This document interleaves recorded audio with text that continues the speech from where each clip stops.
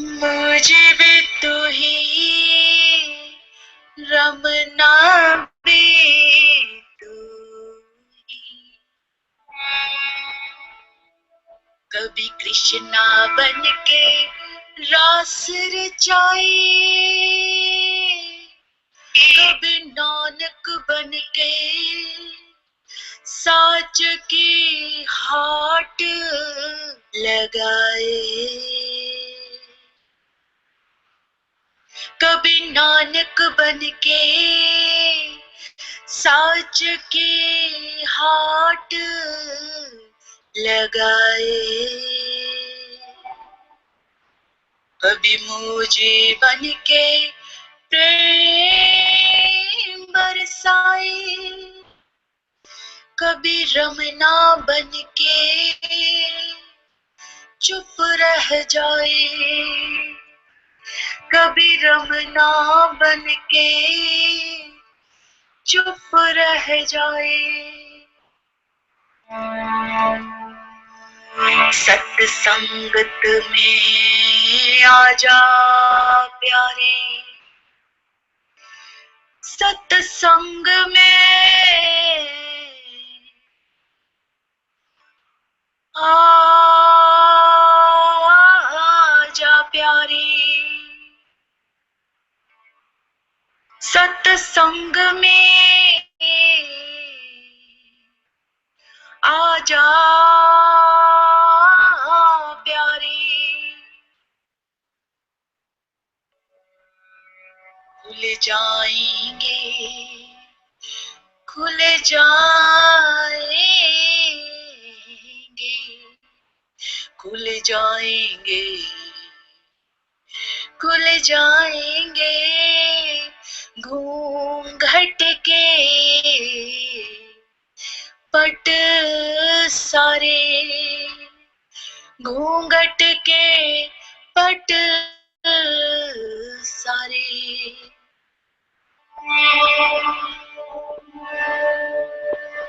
अरे सहजा भरा आनंद से, हाँ जी, हाँ जी। अरे सहजा भरा आनंद से, अरे सहजा भरा आनंद से। अरे सहजे आके जाना मेरे भाई, अरे सहजे आके जाना मेरे भाई। सब घट में मुझे समाए, सब घट में ही मुझे समाए।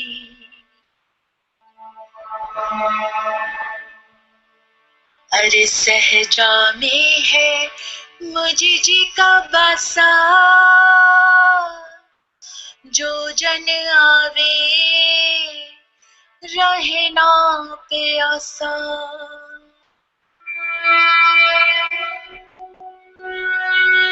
अरे सहजा में है गुरु जी का वासा, जो जन आवे रहे ना प्यासा। अमृत धारा सहजा में बहती, अमृत धारा सहजा में बहती। सत्संग की बरखा दिन रात रहती, सत्संग की बरखा दिन रात रहती।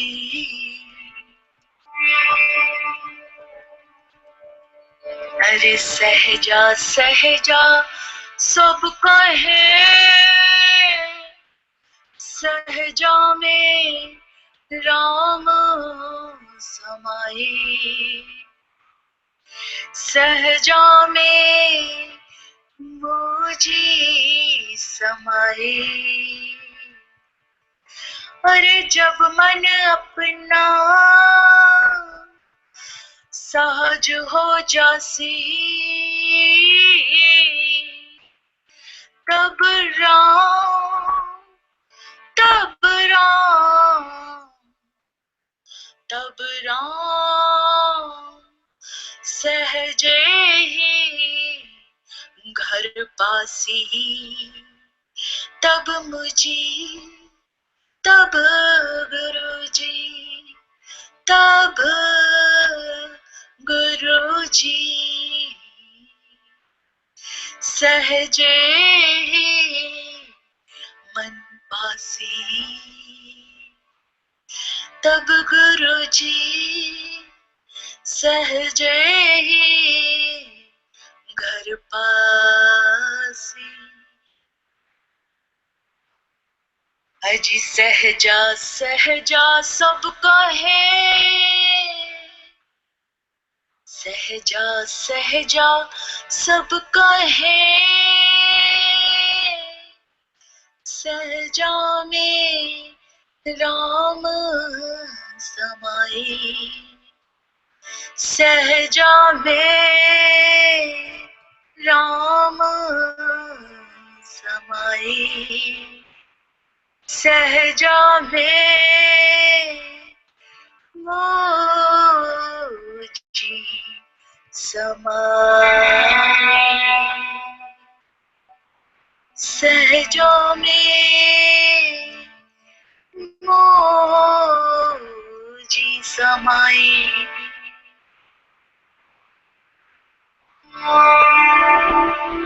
All beings come to rest here, in the heart of hearts itself.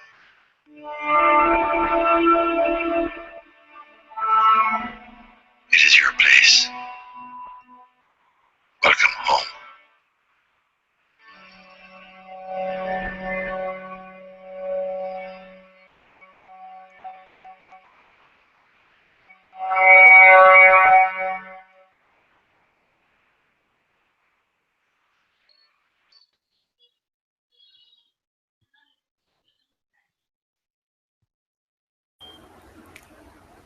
Thank you, my dear.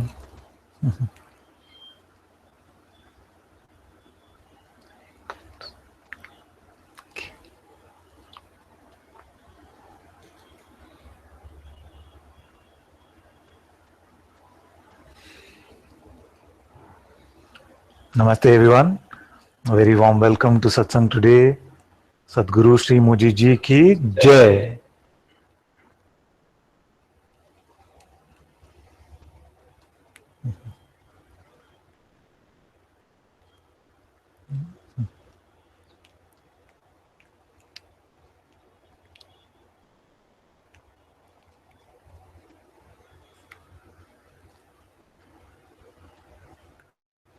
Who's coming first?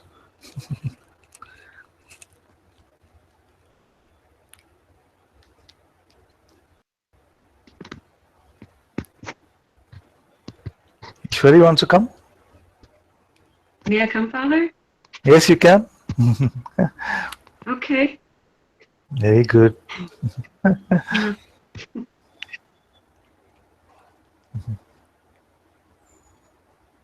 I can't see you, but I can hear you. Oh, you can't see me? I see No. myself in... I see. I see myself in you too. Very good. Sorry, a little Advaita humor. It's very nice.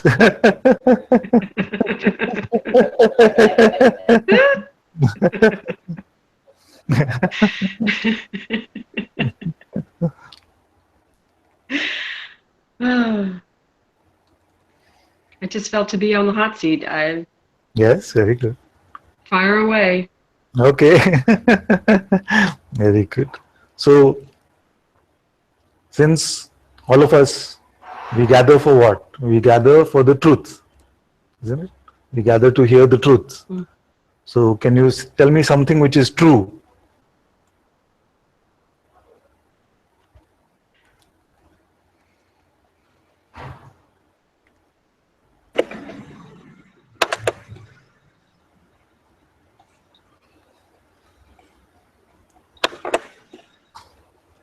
can see now. Oh. That I'm here. Oh, I वहाँ पे exist. बच्चों को.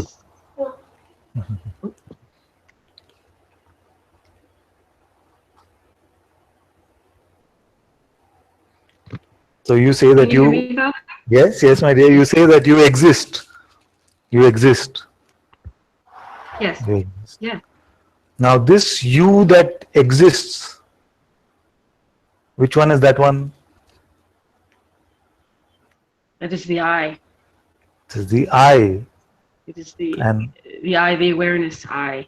the awareness I. Yeah. I don't know what you want to call it. It's good. It's good.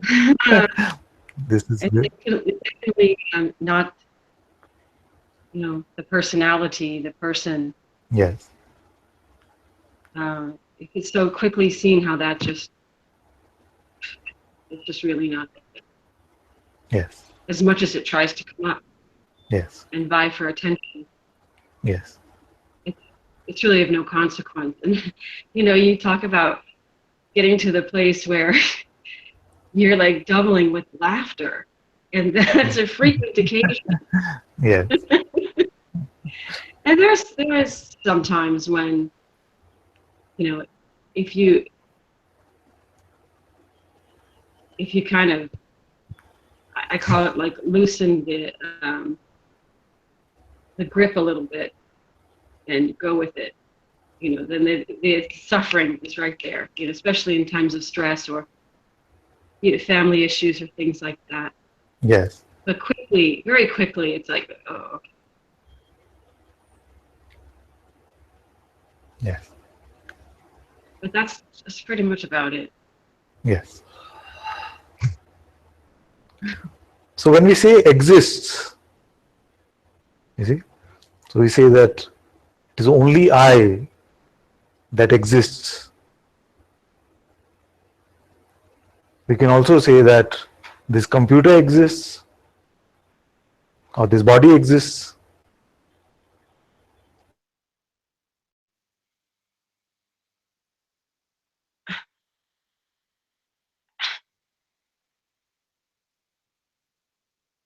In a way, it exists for the reality of the perceiver. Does that make sense?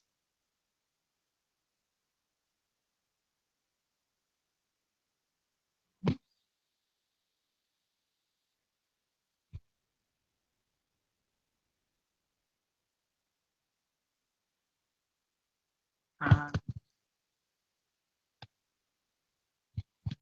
I can't hear or see.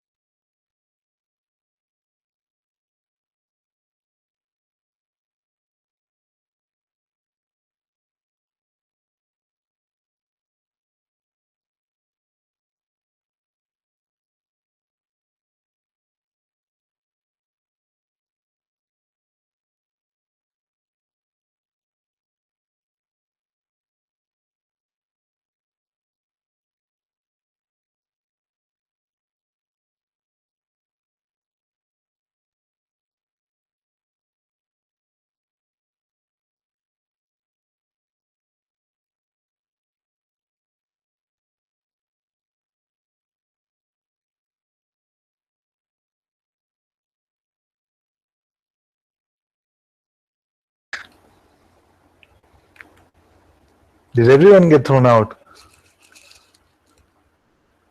No, you were still there?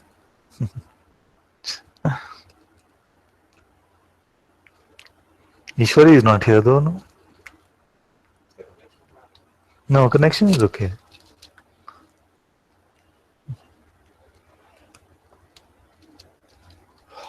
Now she says, hangout frozen and gone, can we continue here? Okay. So where were we? I said, tell me something that is true. She says that I exist. And then I said, this I that exists, which I is this one? And she says that it is this awareness, the self. And then the next question was, but we can also say the computer exists, the body exists.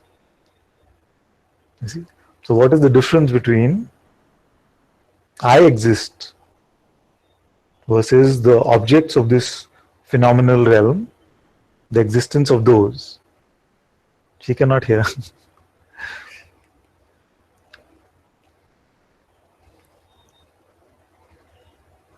We'll just give her a minute.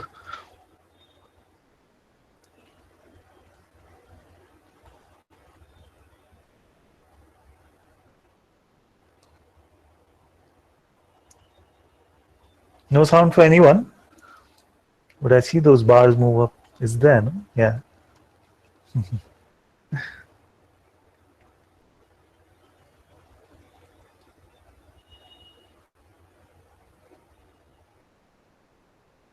Sound is fine. Okay.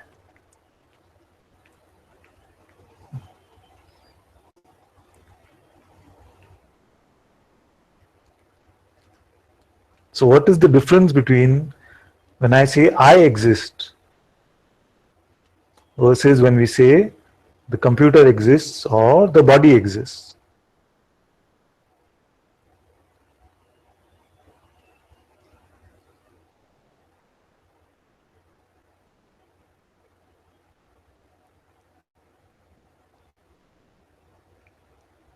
Yes. So maybe we wait for Ishwari to come back into the hangout.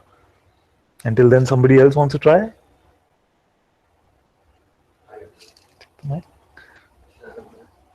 Yes.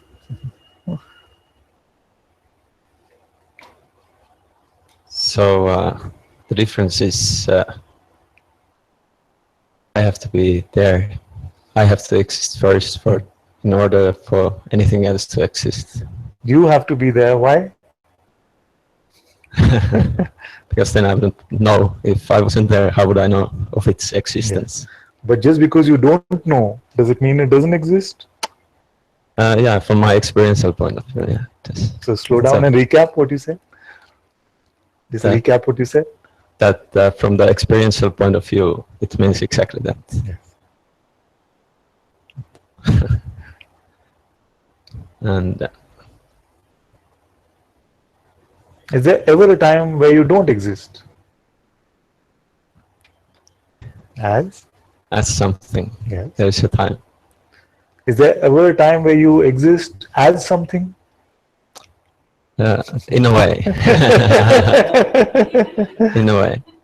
Right. So if I have some water. Take your time, have some water. No, it's okay. From a point of view of, if we start from the absolute point of view of the absolute, yeah. The only thing I can truly say is I am aware. I'm aware of existence of something and of nothing. And from there, something comes into existence as a sense of existence, as the phenomenal aspect of myself. Very good.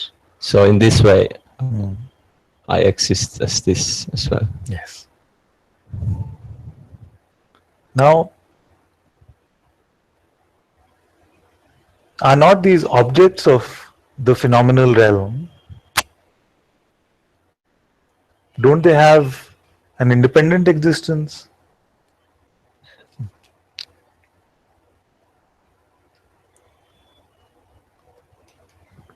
From the point of view of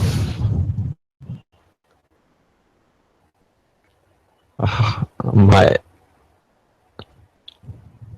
as how I experience, I cannot say that anything exists outside of myself. No. So are you saying that this computer is inside you? Yes, exactly. Where inside? Location is unknown. Just here. That's the best I can say. Just here, as the body is here, as this mic is here, as this body is here. Just here, and in no particular location, which even logically means if you cannot locate you in one specific point, you must be everywhere, isn't it? So if objects cannot be found, I'm presuming what you're saying for the computer applies to all objects then, you see?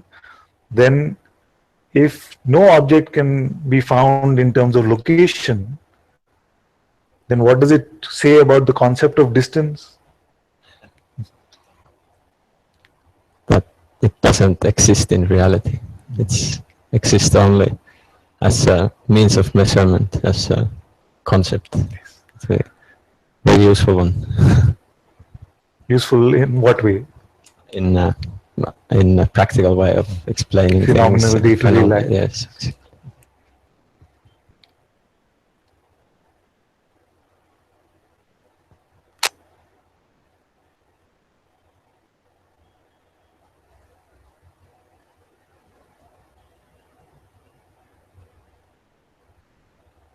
So, in my experience, the concept of separation only exists in thought. Like if you're not thinking about anything, if you have to be a little louder, probably they can't hear. So the concept of separation for me exists only in thought. Because if you don't touch thought, where is the separation? Yes. Very good.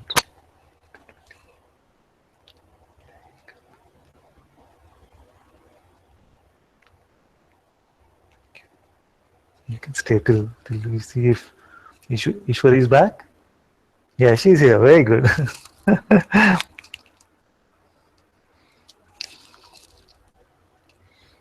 Okay, so same question. Yes. Same question for you. You say that I exist. Yes. And then when we looked at this I, we said that this I is not personal, it's awareness. You see? And then I asked you whether does the computer not exist, or whatever device is in front of you, computer or iPad or whatever is in front of you, can we truly say it doesn't exist?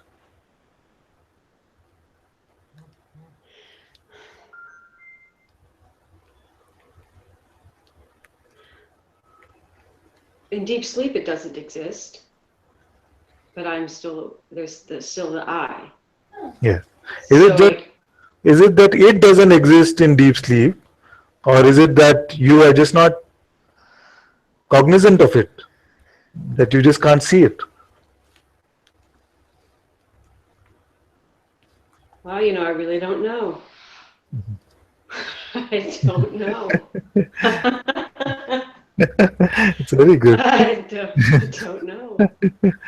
Because the mind wants to come in and say, oh yeah, but it exists because somebody else over on the other side of the world, is awake and they're on a computer, so it must exist. But that's just a mind thing. So I have no idea.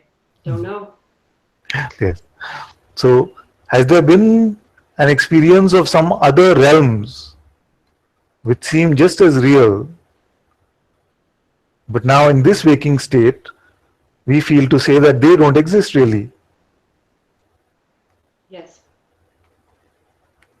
Yes, like a dream, for instance. In Is a that what you dream. mean? Yes, yes, yes. Yes. So this Yes. dream, you see, does the dream exist without your existence? No. Is there any qualitative difference in the experience of the dream and the experience of this waking state? No.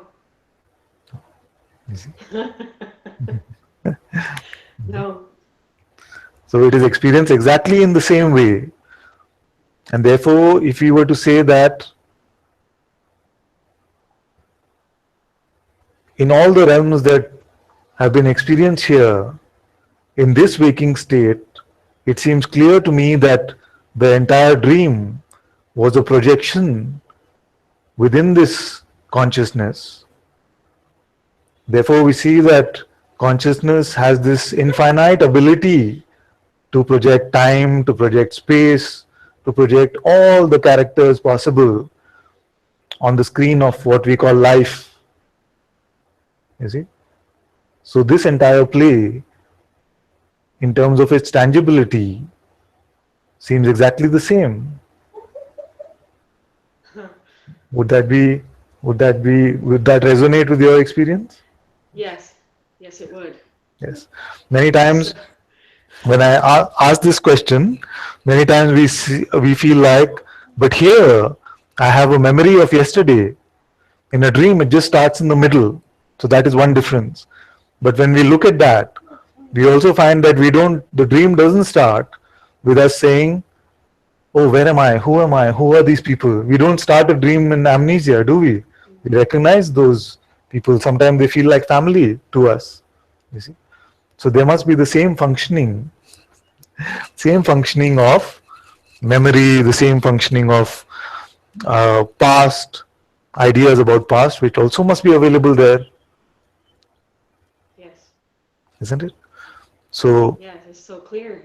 Yes. yes. And even in the direct experience of this waking state, we have never experienced this world without first the sense of existence. I exist being there, isn't it? The world only exists for me. You see? Is there ever an experience of the world without there being this sense of existence, I am? There never is. You see?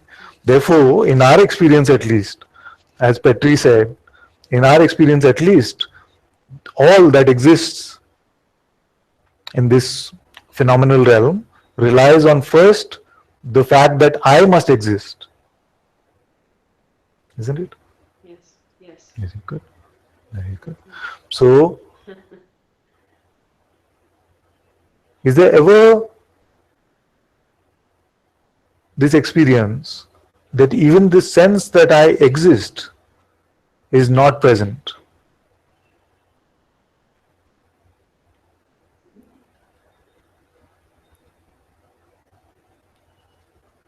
In deep sleep, I don't say I exist in deep sleep. It just is. Yes. Yes. So, would you then say that this is the fundamental difference between the sleep state and the waking state? Yes. Yes.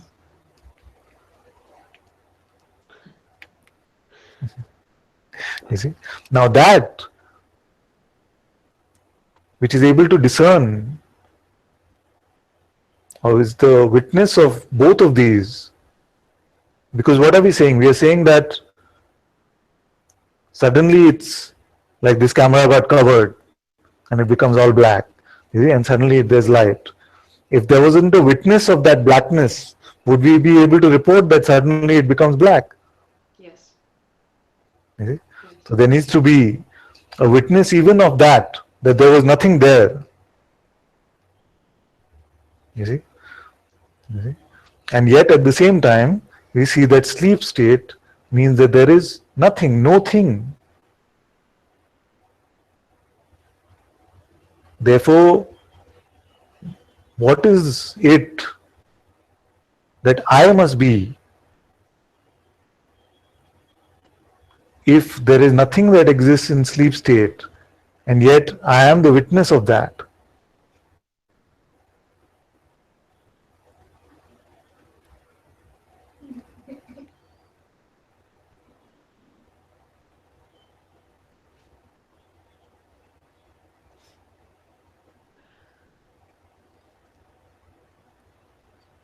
I'm sorry, can you repeat that last bit one more time? Yes, Please? yes, yes, yes, yes. We said that sleep state seems like the camera is covered, it's black, you see? And then suddenly waking state comes and this entire world of appearances is back, you see? Yes. But to be able to report that there was nothing in sleep, there must be a witnessing of at least that there was nothing. Yes. Isn't it? Now, Yes. what is it that is even beyond this thing and nothing, which must be the witness of this distinction between nothing and something?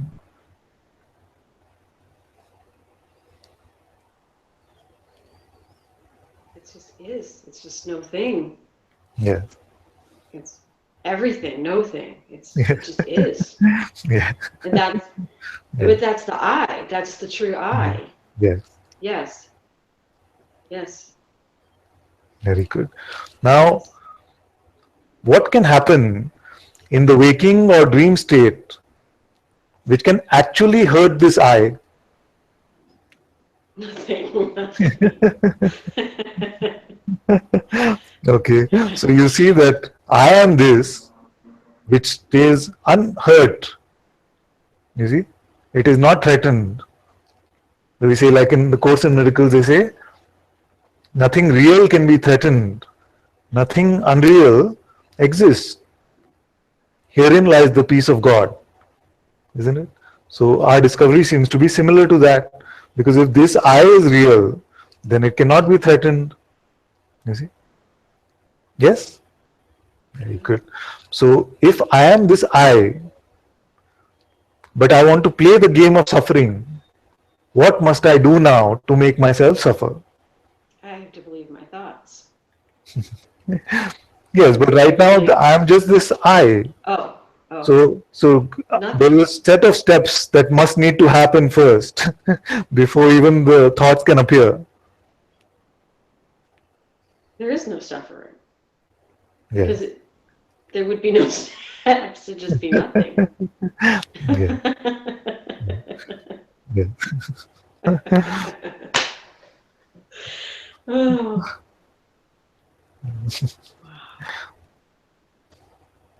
So this something that appears, you see, is that not I? Phenomenally, it is I, but only because I can see it. This is kind of the same question, just in a different way. Yes, yes, yes. She's like, got you there.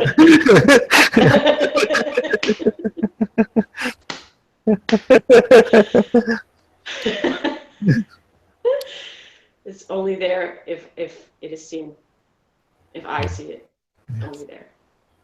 Otherwise, no.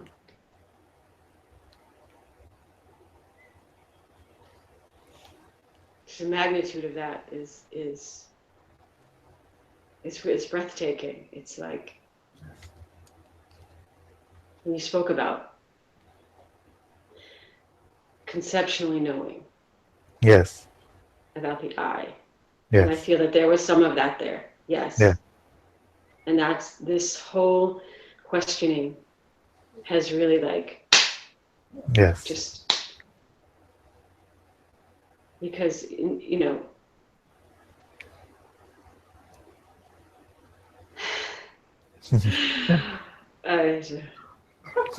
yeah. Very good. You know, there's a slogan in the West that says a mind is a terrible thing to waste. It should be the opposite. The mind is a terrible thing to waste.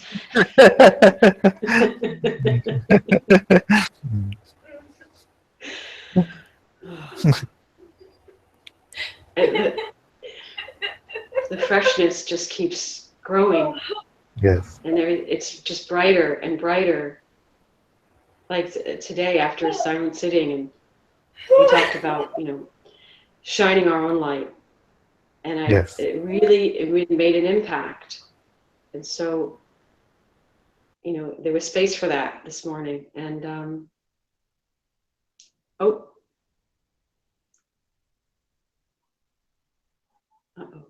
Father's gone. Where did he go? Mm-hmm.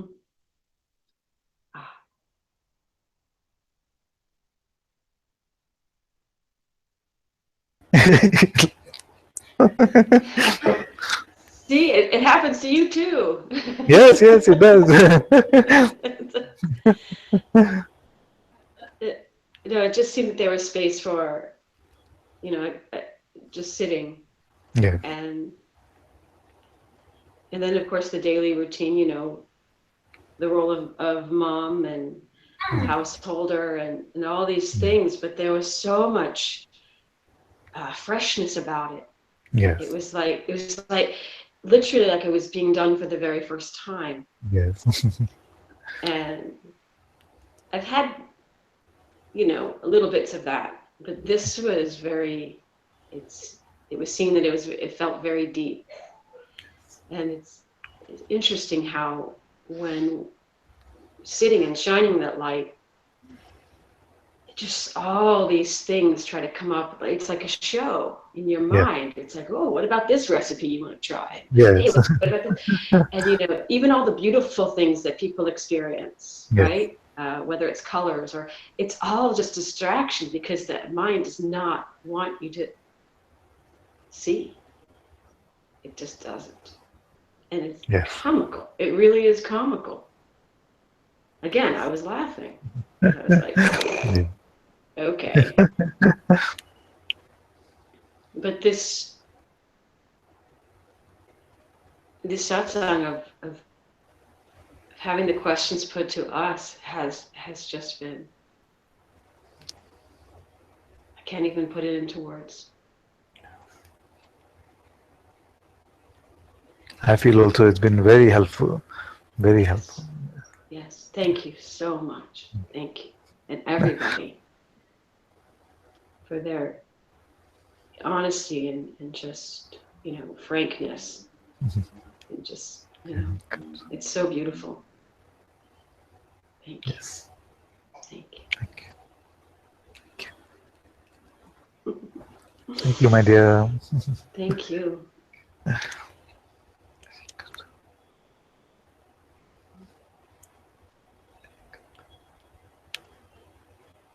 Got anything else? No, that's very good already. Bring it on, man.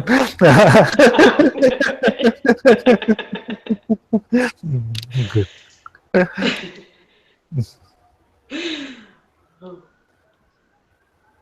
Very good.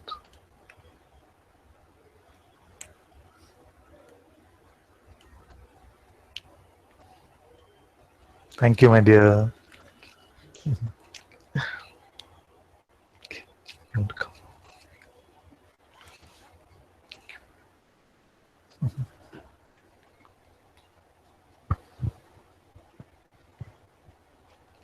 The name is Ramesh. No? Ramesh.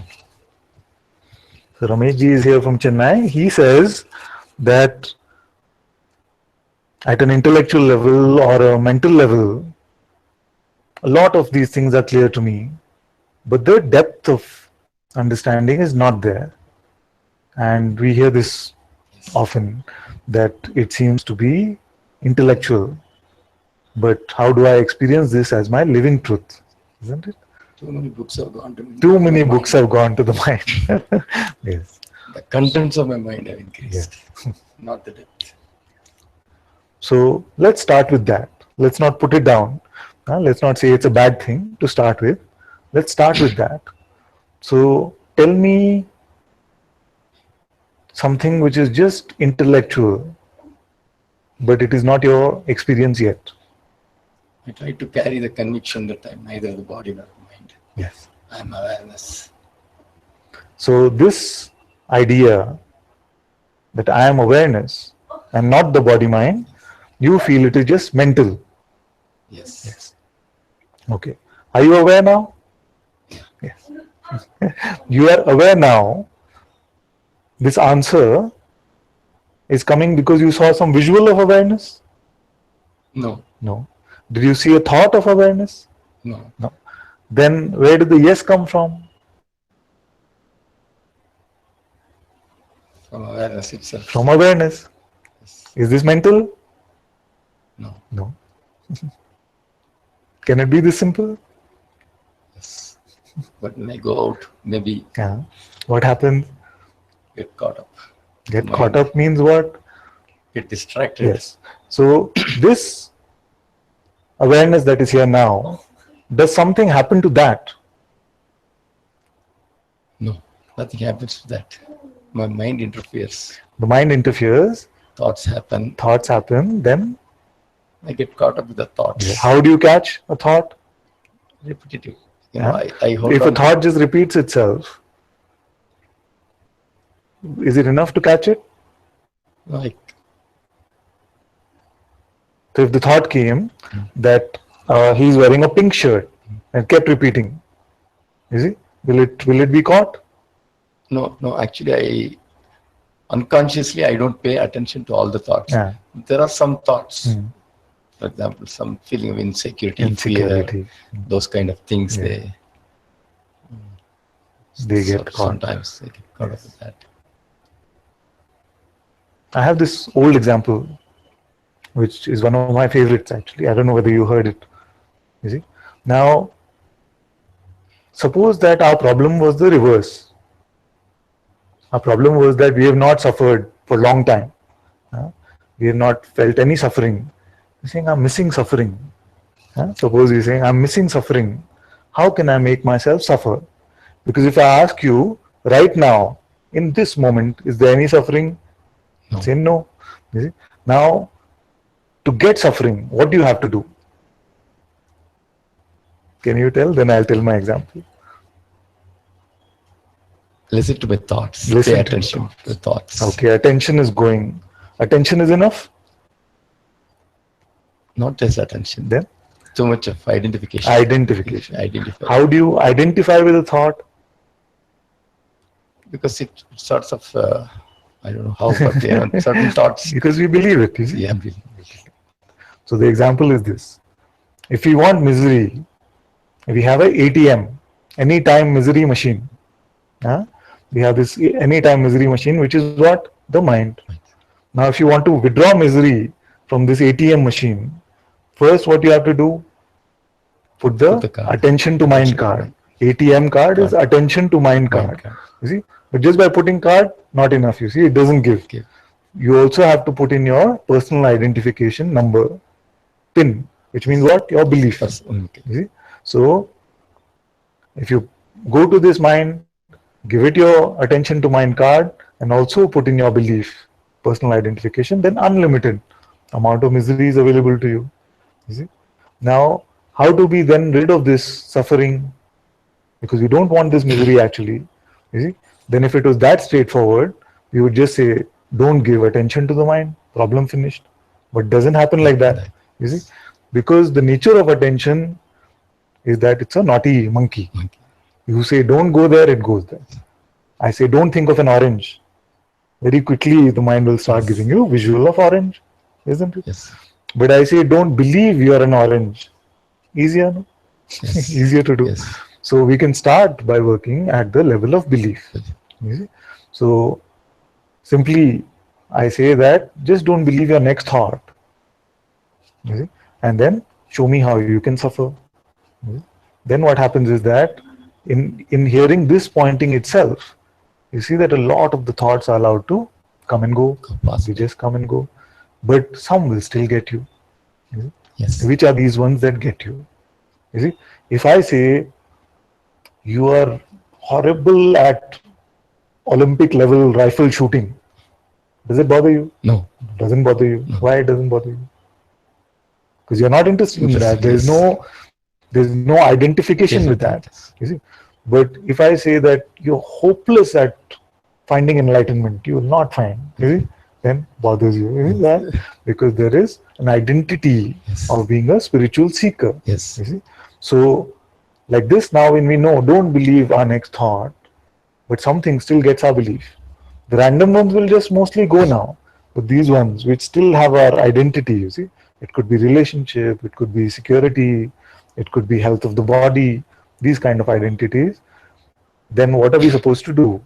When we spot that this one still gets to me, then we pull that into and say, who is it? That is this one. So what is one identity that bothers you? Let's take a real example.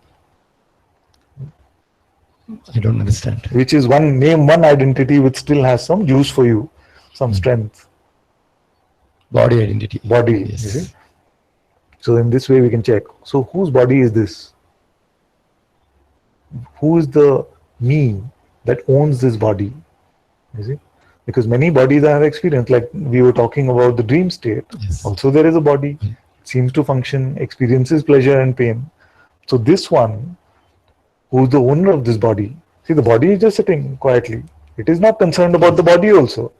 It is definitely not concerned about money in the bank account, not concerned about relationship, also not concerned about freedom. Poor innocent thing, it is just sitting here. You see, it gets a lot of blame actually in spirituality, which is unfair. You see? So, this body, who is the owner of this body? Can you find this one? The person or the one, the Ramesh that owns this body, can we find this one? As of now, it's the mind that owns this body. The mind is what? The mind is a bundle of thoughts and similar energy like memory, imagination, like this. So how can a thought which is coming and going own anything? You see? So the thought came, it went, no longer there to own this body. That when a thought is there, we call that the mind. When the thought is not there, we call that the no mind. You see? So if the thoughts are going mind and no mind is coming like this, then this coming and going, can it own even this bundle of atoms and molecules? Cannot own. No. You see? No. So like this, we have to deepen our inquiry and say, who is this one? And then you find there is nobody like that. There is no separate individual entity which is the owner of this body. You see? So the first pointer is to be free from your suffering right now. Don't believe your next thought. You see? Those which still get your belief, you pull them into your inquiry, and the more you inquire into them, you will find those identities will become lighter and lighter. And yet the spontaneity of our life will continue to flow. You see, things will not stop. You see? So that is the first. Then you might say, you're here only for 2 days, so I want to give you all the main things that we speak about. Then you might say, okay, this is fine, but this is not what I really want. I want God. You see, this is fine, suffering is gone, fine, but what about God? You see, you can say like that, suppose. So can you show me God? It's a very auspicious question. Even great sages like Swami Vivekananda have asked these questions. You see. So a simple way to find God is when I ask you the question, can you stop being now? Can you stop being? You have to actually try. No. Don't be. No. You cannot stop being. So this being is what? God. Is consciousness, is God. You see, your own being is God presence. You see? Then you can come to this point. I'm seeding all of this in you, and it'll unfold on its own. And it's completely fine at this point of time with the realization of God presence to just be at peace and be comfortable with the rest of our life. We don't need to find anything else. You see?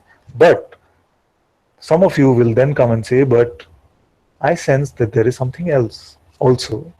You see? I sense that there is something which is even more absolute, higher.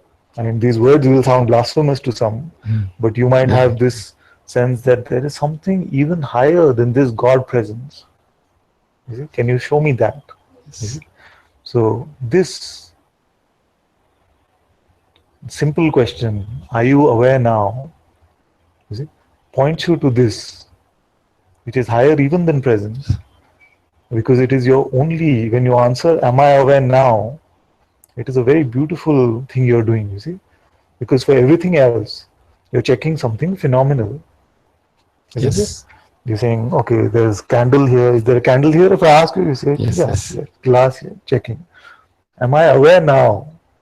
What is the phenomena you saw? Nothing. Nothing. And yet you know it is true. If I say you're not aware, I have a lot of credibility with you, but you will fight with me also, saying, but I am aware. What do you mean I'm not aware? You see? And I say, show me. You say, I can't show you, but I know I'm aware. You see? So this awareness is the only, it's not even an experience, but just to use language, we can say it is your only non-phenomenal experience. Experience. You see? Which is higher than even the experience of the presence of God, of consciousness. You see? So this is your discovery of your true self, which is not coming and going, no matter which states come and go. Waking, dream, sleep, turiya, you call it whatever state you want. You see? This one is the eternal witnessing, you see, of all of this, which is coming and going. And it is available to you if you don't give it to the mind too much, but just keep it like pure and raw, you see, through the simple question, am I aware now? You see? Now, at this point, usually I don't share so much in the first meeting, but it's coming now, so I will share. The mind can play one subtle trick at this point, and it can say, yes, I find this awareness, and actually to this awareness, nothing is happening. You see? To this awareness, nothing is happening. But what about my life? It can play this subtle trick. What about when I leave this satsang hall? You see? When I'm in my day-to-day marketplace of my life, what happens? You see, so what has the mind subtly done? It has quickly come and created a dichotomy between this awareness, which is your true self, and this, again, this imagined me has been allowed to take birth because we believe that idea, you see. So to inoculate you from this idea, I have one more question for you, which will take you deeper than any phenomenal level, which is, who is aware of even this awareness? You see? So you say, am I aware now? You say yes. Yes. Then who is aware even of this awareness? What is that? You see? Now in this, the mind tricks will fail, because it cannot create that distinction between awareness and a sense of a separate me. The sense of separation cannot really take a hold if you contemplate this question. Then what will happen, as you have gone through all of this, not believing the thoughts, exploring your own presence, can I stop being now, this being that is here, then looking at who is aware of being, or am I aware now, you see, then you will find with a little bit of contemplation like this, all that you were calling intellectual knowledge is actually your direct living experience. It's just the simple contemplation. Now when you look back at the knowledge which you have picked up, you will be easily able to correlate. You pick up Ashtavakra Gita, you pick up Ribhu Gita, none of this will seem like it is just mental, you see, because you'll read a verse, you'll check, yes, this inner tasting will happen of the truth. And these words, which seem so abstract and intellectual and mental now, will seem like your direct living experience. In this way, then you will not feel that my entire search has been just mental.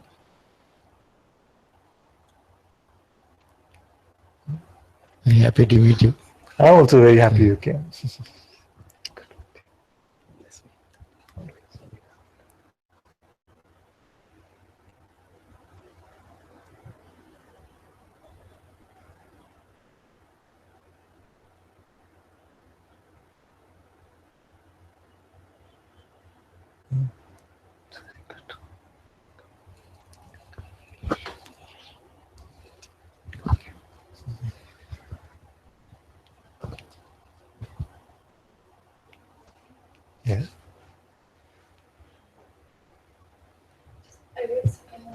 Yes. Yes.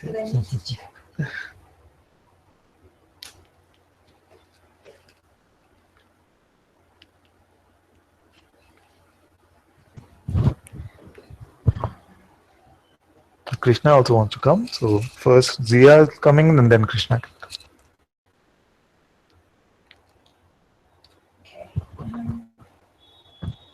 She's got notes now in big trouble. No, it was when you were talking to Adam the other day, Yeah. and there was something along the lines of the difference in I'm ready to knowing drink some water. attention and Say knowing again? basically I can't find the difference in knowing Yeah. attention Knowing attention. and knowing the I amness. You're So not able to distinguish between attention and being. Yeah, because there's attention of both. There's Yeah. awareness of both. There's awareness of both. How are you able to say both? Because they both arise in me. How are you able to say both? Because you say that I'm not able to distinguish between them, then you should be saying only one of them.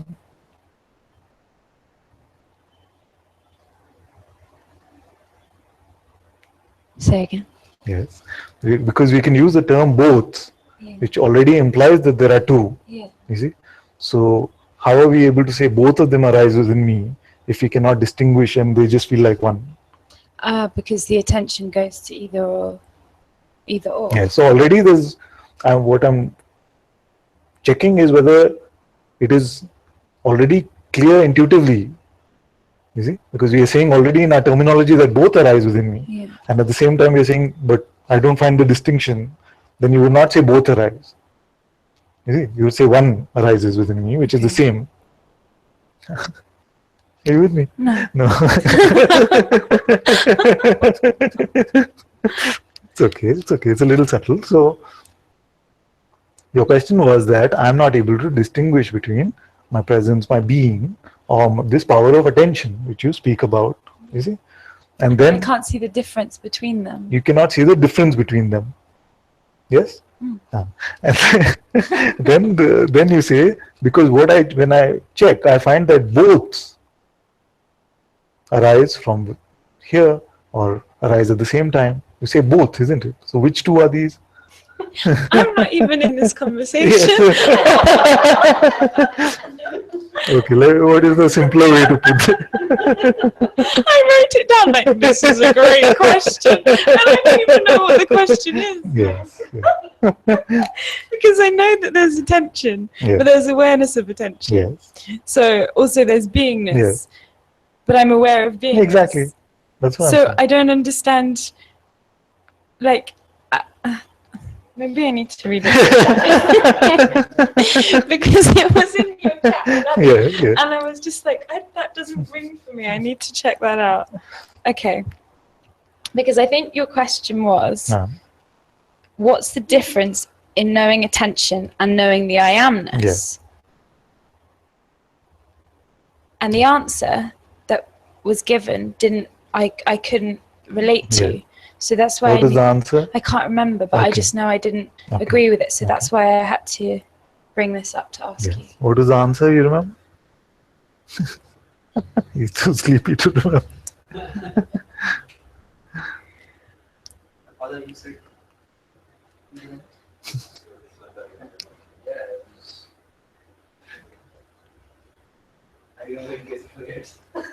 It's experience quality. I'm presuming the answer would have been something like, yes, attention is experienced qualitatively as attention, and being is experienced qualitatively as being. Right. And what is your experience? That there's awareness Yes. of these two. Of these two, yes. But That awareness is one, of course. I think there was something along the lines of the beingness. Can there be beingness without attention? Yeah. And I thought, well, the beingness is still as phenomenal as attention. Yes. So I couldn't find. Yeah, that's exactly my point. But you're saying what I'm saying. Okay. Yeah, which is good. Okay.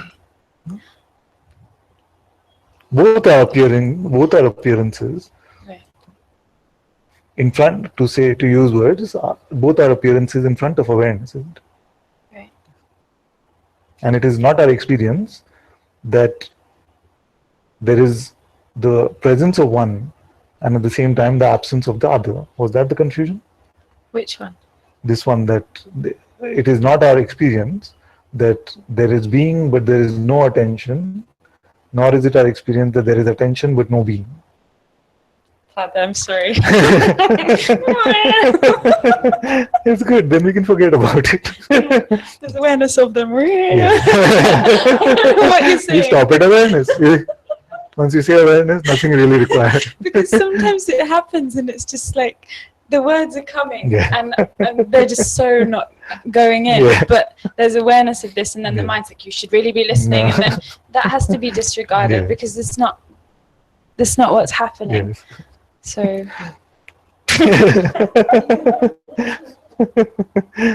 It's very good. So, hello.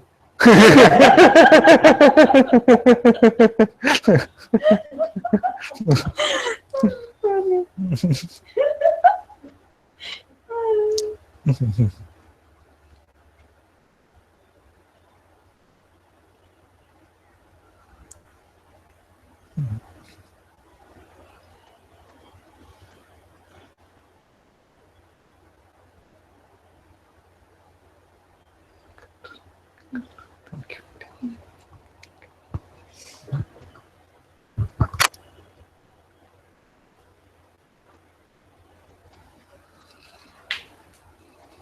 Okay, Krishna can come. Namaste, Father. Namaste, my dear.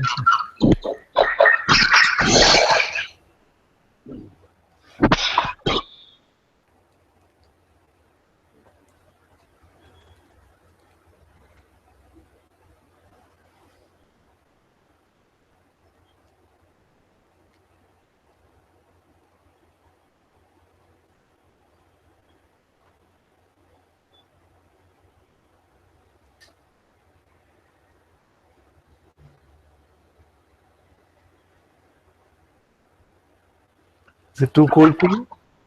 It's okay? No? Is it too cold for you?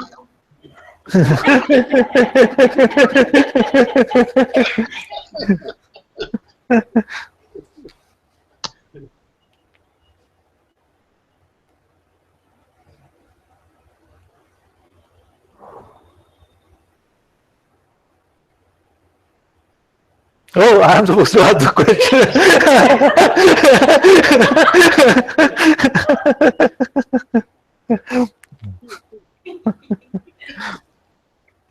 Okay. So we've been asking for the truth. Can you tell me the truth? I've been asking everyone who's coming, can you tell me the truth? What does it mean by truth anyway?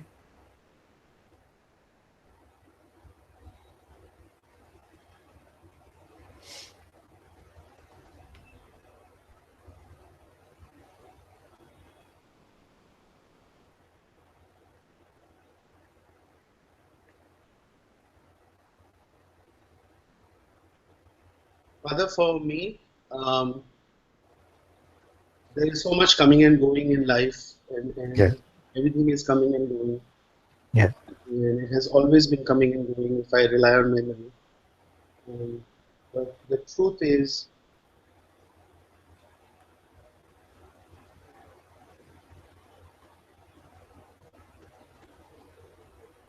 that which has never come and gone. It's Okay. always been here. Hmm. And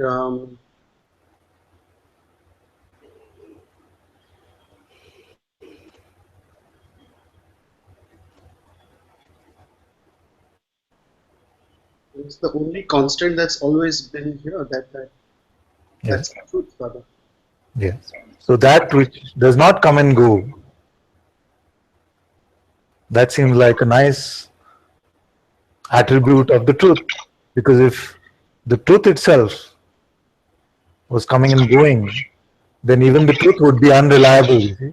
And if we cannot even rely on the truth, then there is nothing that can be relied on at all. So to give it reliability, it must be something that doesn't come and go.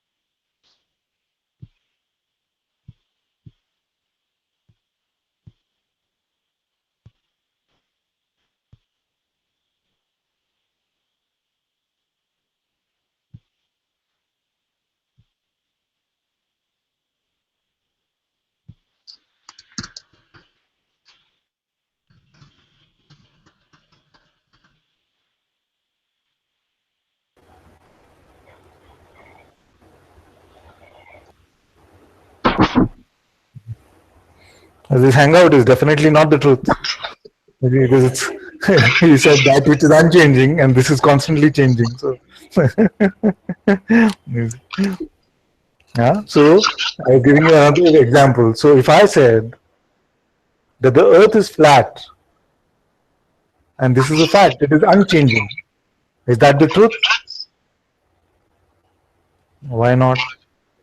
Because it's not the truth for me. It's not what I see, Father. Yes. So what does it mean when we say it is not the truth for me? That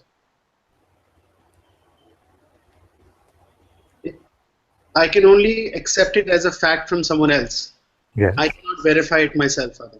Okay. So the first attribute was unchanging. Yes. Are you saying that the second attribute is that it must be verifiable? From my own perspective, from my own. Yeah. Yes. Yes. So it must be verifiable. That means what? That it must be our direct, it must be our living experience, not as just some concept which has been picked up from a book. Yes. You see? So if you just start with these two, that it is directly verifiable and it is unchanging. These are the two attributes that everything that we are saying, it must filter through these two attributes. Then can you say something which is both of these?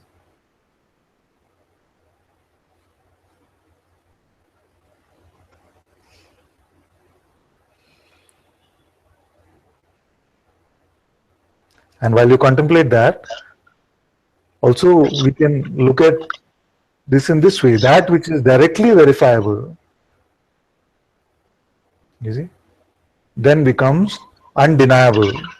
If it is just conceptual, then every concept can be debated, and the one who debates better, that is left behind, you see.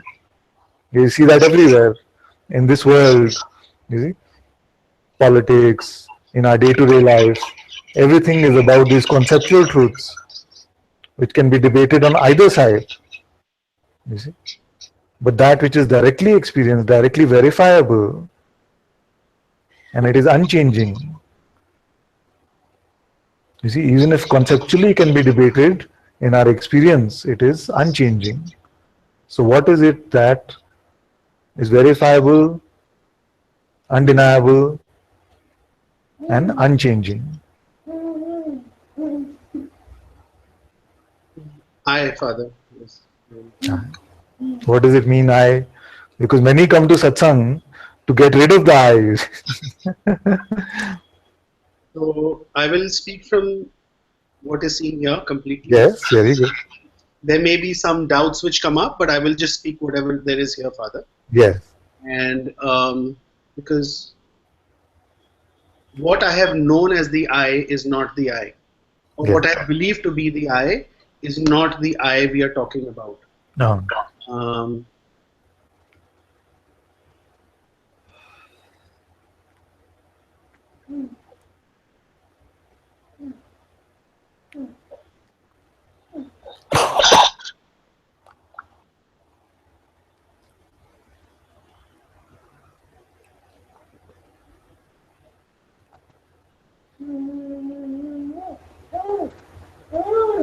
I don't know how to say. I don't know what to say in a sense, Father.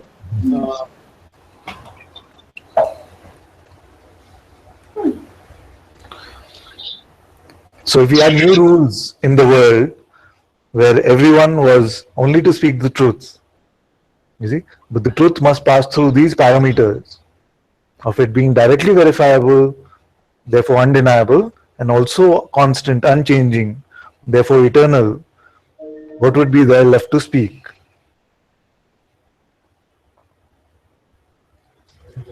Nothing.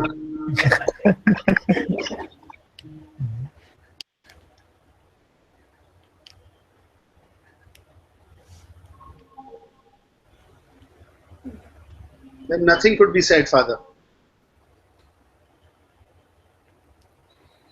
And if someone came then and said, but I don't know, can you help me to the truth?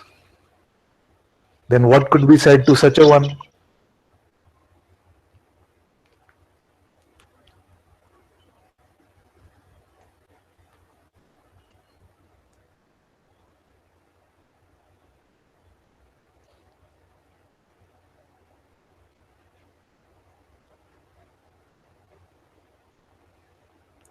The thing that's coming here is to say that don't believe your next thought and then see what remains. Very good.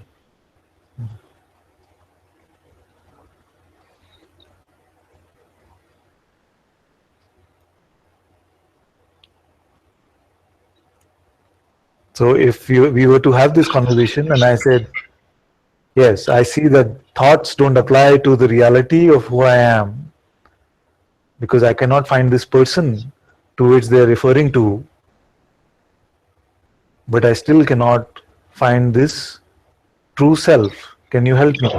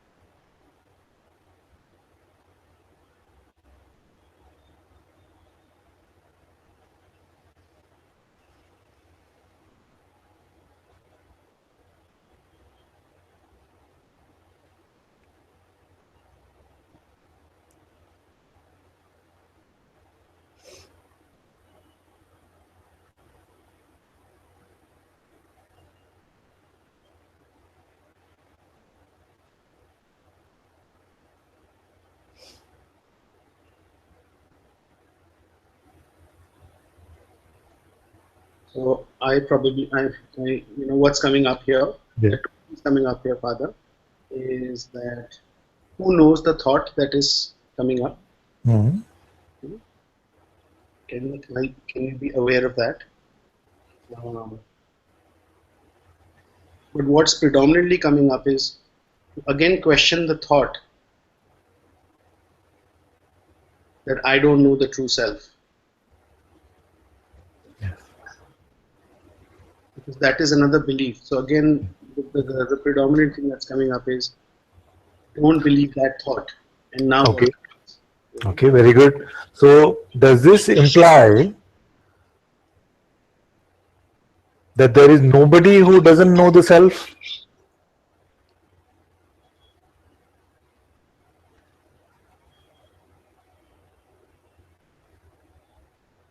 As in nobody, as in, can you explain that again, Father? Yes. You say that, yes, we must question even this thought. There's a strong echo that comes back. So maybe you mute for a second. Yes. So you said that even this thought can be questioned that I do not see the truth or I don't know myself. And we question it and we keep it aside. Would this then imply that there is nobody who actually does not know the self?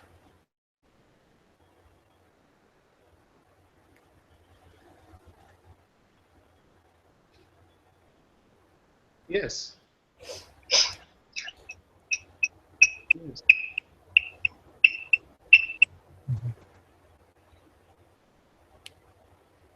In fact, is it possible to truly know anything other than the self? And the emphasis is on the word truly know.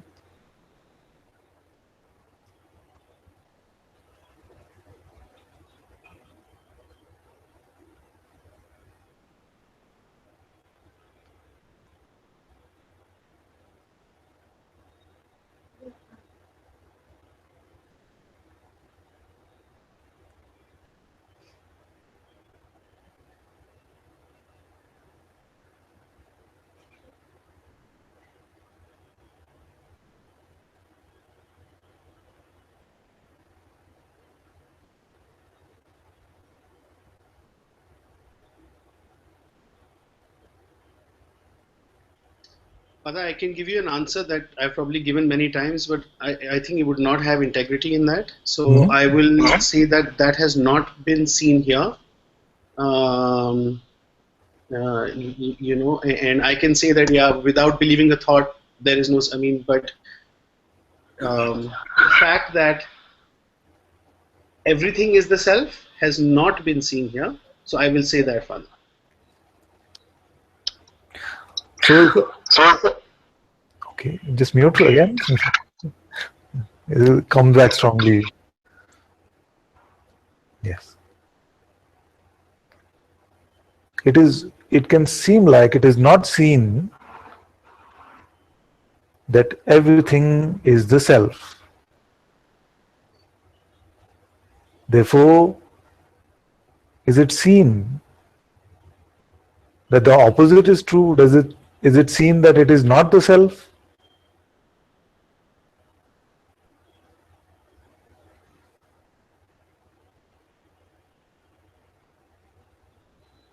No, I cannot say either way. I cannot say that it is the self and it is not the self. In fact, to see it as separate, to see it as not one, don't we have to at least label it first?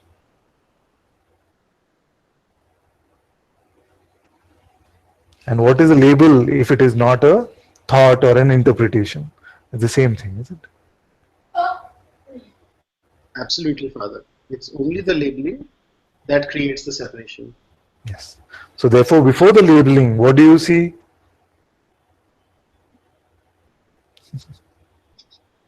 Just this. No, it's just. That's it.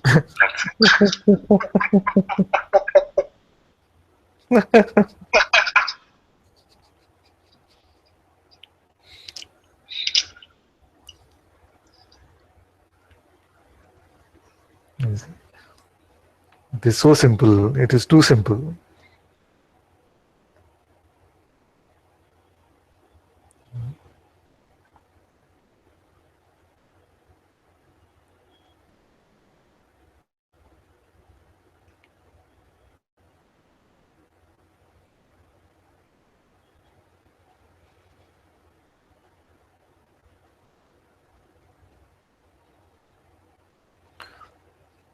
So if I give you some homework and I tell you that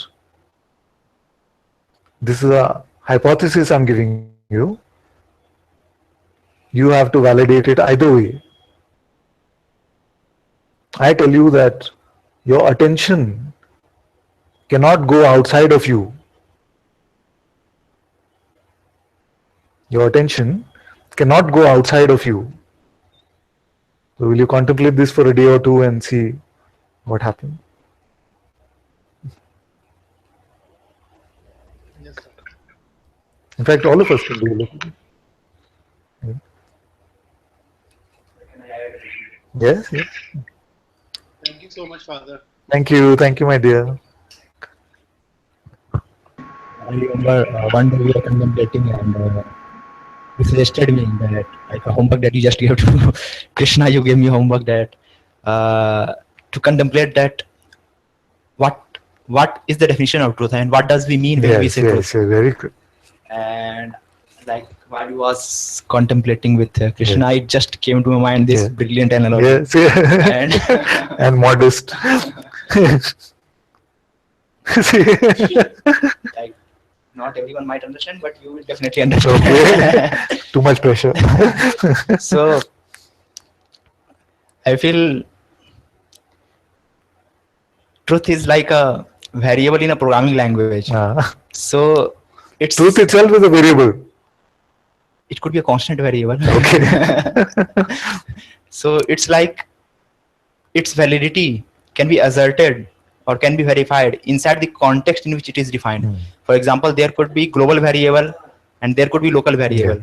So for example, if a variable is defined inside a function, so if that variable equals 1 or 2 or whatever value, so it is true within the context of that function. But in a global context, a global variable will have validity and this local variable doesn't even exist.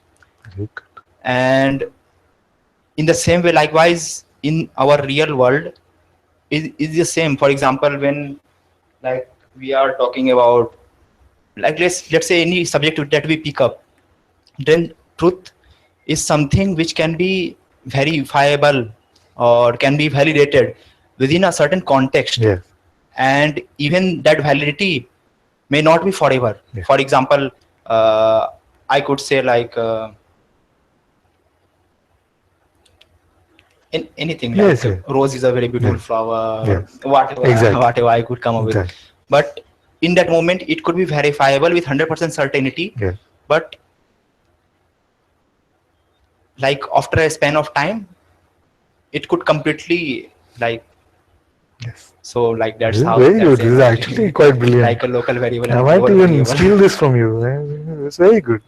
Because you can have these functions, or you can call them the functional realms or the conceptual realms, and you can say, okay, physics, biology, chemistry, within which field of study there are these truths which are undeniable in that reference point. You see? So satsang like this, we are talking about that which are the global variables, which are truth irrespective of which area of functional study you are in or whatever. This is very good.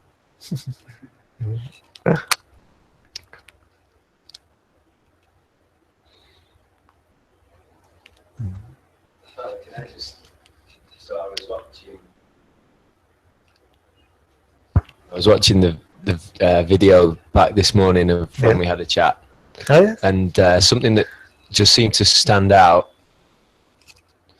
was like a question came, which was, we were talking about attention and being, and like Zia was talking about, and the question came, which was, do phenomena ever appear on or in anything other than attention? It's like, so there is no dividing line between beingness and attention, but it seems like what I feel like I now would refer to as beingness, we only really loosely use the word space. It's not actually a space in that way, and it's not a measurable spatial space. And it's not got any image or any, so it's not perceived in any sensual way. It's perceived just as a feeling, intuitive feeling, knowing. So it's, and I think I'd been confusing that truly non-phenomenal knowing. I was labeling that awareness. Just because it at that stage it does move beyond anything which you can really so you isolate. See that this non-phenomenal knowing, which is prior even to being, you were labeling mistakenly as awareness. No, I'm saying that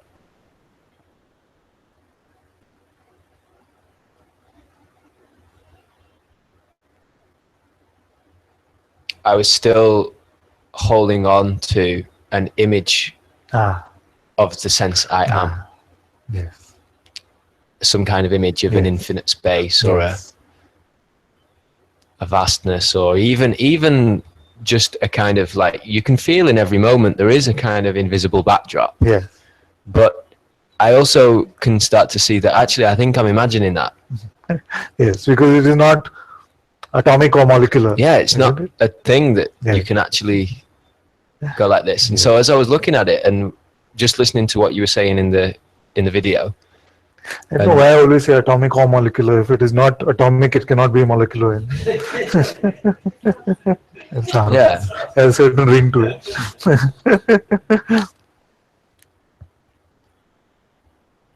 Attention always needs to report something. Yeah. And as we said, attention can't really report on being. Attention dissolves back to its natural state, you could say. Its unextended state. Yeah. And so then there is beingness. Beingness reveals itself. Yeah. And like you said, you can't say there's no attention there, but it seems like more of a potential attention rather than an active attention. Something like that. Yeah. So we were talking about a space of perception. Yeah. or that field of perception in which all the appearances are, versus the sense of being. And it seems like being is always empty, even when there is perception, and as a result of there being perception, there are forms or appearances or sounds, thoughts, imaginations. But it just occurred to me that they never really appear in the being, in the sense, the pure being. It's always has to be combined with attention. So it's more like attention is like fluid being or fluid moving consciousness, something like that. And it's only, we only become aware of an appearance within the realm of attention, it seems. That's why I say that only that which gets our attention, in the phenomenal terms of speaking, comes to life. That which doesn't have attention is not phenomenally appearing for us. So it is within the realm of, within the play of attention, when something appears, then that seems to be a phenomenal experience for us. Yes. And when we say the space of being, we're really not talking about that kind of space. You see? And yet, as we check on this sense of I amness, and although for many of us the experience can be that it seems to be localized in the heart region and some have on the forehead or something like this, but when you truly look for what is the boundary of this, see, what is the end of this, is there a start or end, we find that it is not. You see? So like you said, it is like this invisible backdrop to this world of forms, you see, and yet every form only comes to life for us when there is attention on it. And it's even to say invisible. It's not. It does. It's even like, maybe we could call it super duper ultra invisible, in the sense that it's not perceivable, other than a sense. Does that make sense? The presence itself is the perceiving of this sense, the presencing of this. You see? To say that, you see, that's why when we say, can you stop being? It is not a experience per se, like a tasting of something, and yet it is like an experience, and yet it is not. You see? So, like, for example, say if you somehow could travel to the like outer reaches of the solar system or something, presumably, where there is physical space, but there's not even air. It's a total vacuum. There's nothing there whatsoever. Even that physical space is not it. Is not being. Exactly. Yeah. And I think that maybe like there was just this image that was being retained or something. Even that vacuum space is not it. So is attention just perception in motion, you could say, or consciousness in its function of perception? Yes. Actually, what I prefer to say, and there's no right or wrong in this, but what I prefer to say is that it is almost, attention is so much like awareness functioning phenomenally. You see? So it's just like this very direct servant of awareness, because you cannot give it attributes, you cannot say color, you cannot even call it the presence of attention, you see, just like awareness. So it almost feels like it is the servant that it is, and I know we're not using scientific terms anymore, but it's almost like it is the servant which awareness sent to say, okay, go, taste this world for me. You see? And what is the distinction?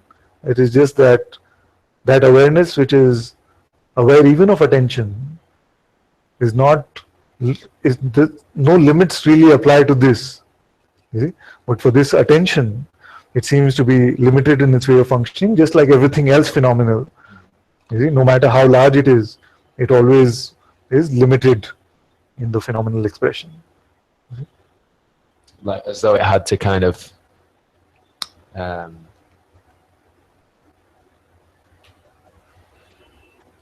what's the word? Like almost to obey the rules of what it was entering into somehow. Yeah. What's the word? Like to bend to it, or it's a beautiful contemplation. Yeah. So is there? Could you say there is a difference between attention and the power of perception? Because I couldn't find one. Attention is what we are referring to as this power of perception. And I think that cleared a lot, because it was like, there's beingness, and then there's the space of perception, and then there's attention, which is not quite consciousness, and it kind of became very just complicated, really, and not fun. The mind will try to complicate it more and more.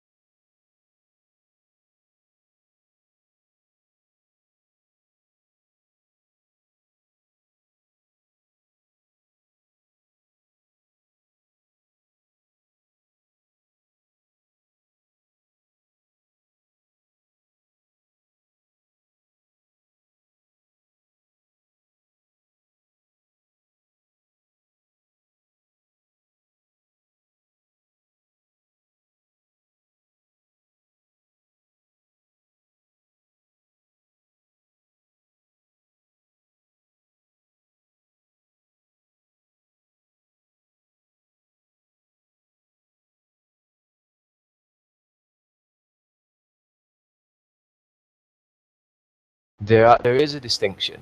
Yeah. You can see, well, so that's the sense I am. Yeah. And then this bit's attention, which is moving, and so on. But then, in order to try and speak about something, you usually have to divide it. And it's, even though you can see there's the different aspects, there's no border where being crosses into attention, or perception is actually not a natural just. And also, because you cannot create a true painting of this. No? Cannot make a visual out of this. So it's just more, sometimes it's like a kind of a looking, and then you just drop it again and just yes. Because if the endeavor is to try and create a framework or a structure, it will not succeed, you see, because it just doesn't operate in that way. It does not operate in these terms of time and space, you see. So because we have felt in the past that I only understand something when I'm able to have a strong conceptual framework about it, you see, and we fail when it comes to, okay, where does being meet attention, or what is the starting point, what is the connecting tissue between awareness and consciousness. It fails, you see. These things, they're not like that. They're not in this time and space realm at all. Did you go through that? Yeah, of course. Of course. What happened? Did it all just eventually? Yeah, you try, and then you see that no, it is not. You see, it is not. It will not conform to any mental way of doing it. You see, but the good news is that, irrespective of whether this trying to make a conceptual framework or not is happening, intuitively it is so clear, isn't it? It is clearly seen. This is attention, this is being, and although they are one, you see, because ultimately they are this awareness itself, and yet in the potential quality of experiencing phenomena, they experience qualitatively as attention, being, phenomenal world, you see, all of this. Now some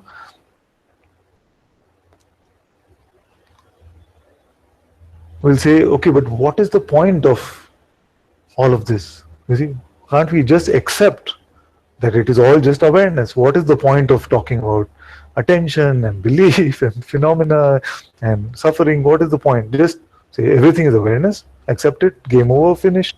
You see, but what happens is that I've hardly met anyone, or can I say never, I've never met anyone who was just able to accept it, except as when it was just a purely mental concept. You see? So it is not that the seeing of awareness, this recognition of knowing itself becomes so apparent, and all these things don't get demystified. They do on their own inherently. You see? So if there's a sense that what is all of this, and I just accept that awareness is all there is, then mostly it is just a mental concept, because we're so tired of living and so tired of suffering that we want some solution, like God is great. You see? Just let's buy this idea and then it will take away all our misery, but it doesn't, because it still remains as another idea. You see? So when it becomes our true seeing that the truth is this self, which is awareness, then automatically the light is shown on all of these aspects. You see? And there is no aversion to that. Many times it can be very frustrating, I know, to the mind, because some could be listening even in satsang and they say, why does he go on about this stuff? Isn't it enough? Okay, am I aware now? Yes, I'm aware. Finished. Awareness. Like that it can be. But you find that unless we look at these things, unless we contemplate these things, then what we say, which sounds so simple, just don't believe your next thought, it doesn't happen, you see. Our light has to shine into all this, which is our primal functioning in this realm. You see, even before the functioning seeming of the body is happening, or the personal functioning, which is not really true at all, is happening, all these powers are functioning. Attention, belief, you see, being. You see? So as we start looking at things from that level, then you'll find that automatically it becomes next to impossible to believe these personal stories and ideas. They just lose their attraction. Yeah. So for the ones who are drawn to inquiry, then we must be vigilant to this sort of mental block. You see, and those who are any way of a devotional temperament are not to be concerned. Just enjoy the presence of satsang and the beauty of this whole play. You see? And all these insights will reveal themselves automatically. You see? But you cannot say, okay, I inquire, but for me, I just stop it. Are you aware now? Yes, I am aware. It can be a nice pit stop. You see, but we must not make the conclusion that this is it, because I've not met one who has this direct insight of who they are, but is left without insights into the functioning of this very primal play of being. And it just came just now, actually, that maybe even if something says, like, I just don't want to inquire, I'm not interested in that. Well, that one who's speaking might not be, but it seems like consciousness itself loves to just explore itself somehow. Like, But even the avoidance of questions like this is very, very primal to us. You see it in most parents, because kids, they love questioning. Yeah. Why this? Why this? Why this? After 3 questions, why? You're like, please keep quiet. Yeah. You like that. So because what happens is that, and we were sharing after satsang one of these days, that the problem is not that we are so irritated because we hear their stories, we hear them talk. So we're not getting irritated by their talking. We're getting irritated by our own stupidity. You see? So what is really bothering us is that somewhere we know that this is the primal functioning of this world, but I don't know anything about it. You see? So like I was joking the other day where I read this beautiful story. Why do parents get irritated with their children's questions? You see? Because eventually it will come to a question like, why is the sky blue? You see? And the parent feels extremely stupid. I've lived on this realm for so many years, and I don't even know this basic answer as to why the sky is blue. For 99% of humanity, don't know this answer, isn't it? So to escape our own stupidity or feeling, or to escape our own feeling of inadequacy, unworthiness, and we say, okay, can you stop asking these questions? It's not good to ask. You see? So the same thing now we are doing for ourselves. Because it feels like, okay, we looked, but you're not really getting anywhere. Is there really an answer to this? Is it really like that? So instead of feeling unworthy or stupid, we just say, no, no, all this, what is the point? I just know I'm awareness. No, what is the trouble? It can be like that. I'm not saying always like that.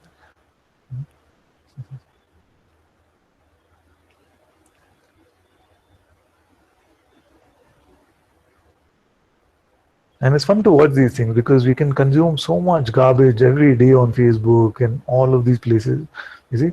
But when somebody says, so what is attention? It starts to bother us a lot. Why is it? We consume so much media which is just rubbish mostly. And yet, why is the aversion to something which is so basic, which is the basic operation of this functioning of this realm, you see? You can just, I'm just giving you some things to contemplate on. Yeah, I'm sorry. I think maybe that came from like more of a mind place, like because for me it's like these inquiries are just fascinate me somehow, and so I guess from that perspective, sometimes I think like, how can somebody not want to do that? But I can see that like it's different for each one. So sorry. My job is to prod as much as I can and see if there are some concepts, which are lingering on and things like that, to try and shake them off. If they're unshakable anyway. The good news is that there's not just one template to freedom. If there's integrity for the truth in the heart, then just in singing of bhajans, it'll be clear one day. There's nothing that gets in the way of the discovery because we are already that. So that which we already are, there can be no obstacle for that. Thank you. Just like yesterday after the satsang, when Radha was quite upset about like not being able to contemplate, and I said that like you don't have to suffer because of it, and that's my experience, because after I met Guruji, there was just this like such a huge trust that like if some insight has to come and some understanding has to come, like it just comes. I don't have to do anything for it, and like I'm not missing anything else. So in fact, the doing or the struggle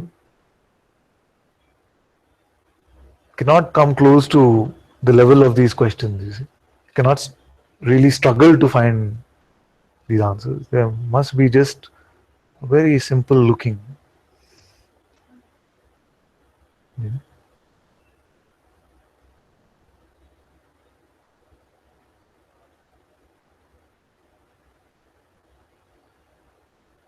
And actually, everything is so beautifully interrelated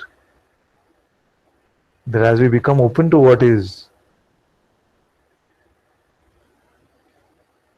then these insights become so crystal clear. You see? It is there's a primal fear of this nothingness, and as that fear is getting dissolved, and that urge to go to our thoughts is getting milder, you see, then that's why all these insights come. Because what are we talking about? Attention, it's playing here, it can be seen, it is observed. There's nothing complicated about it. But the fear is just to be in this emptiness, this nothingness, you see. We can believe that. Isn't it? So, as we are allowing ourselves to face what to the mind is just death,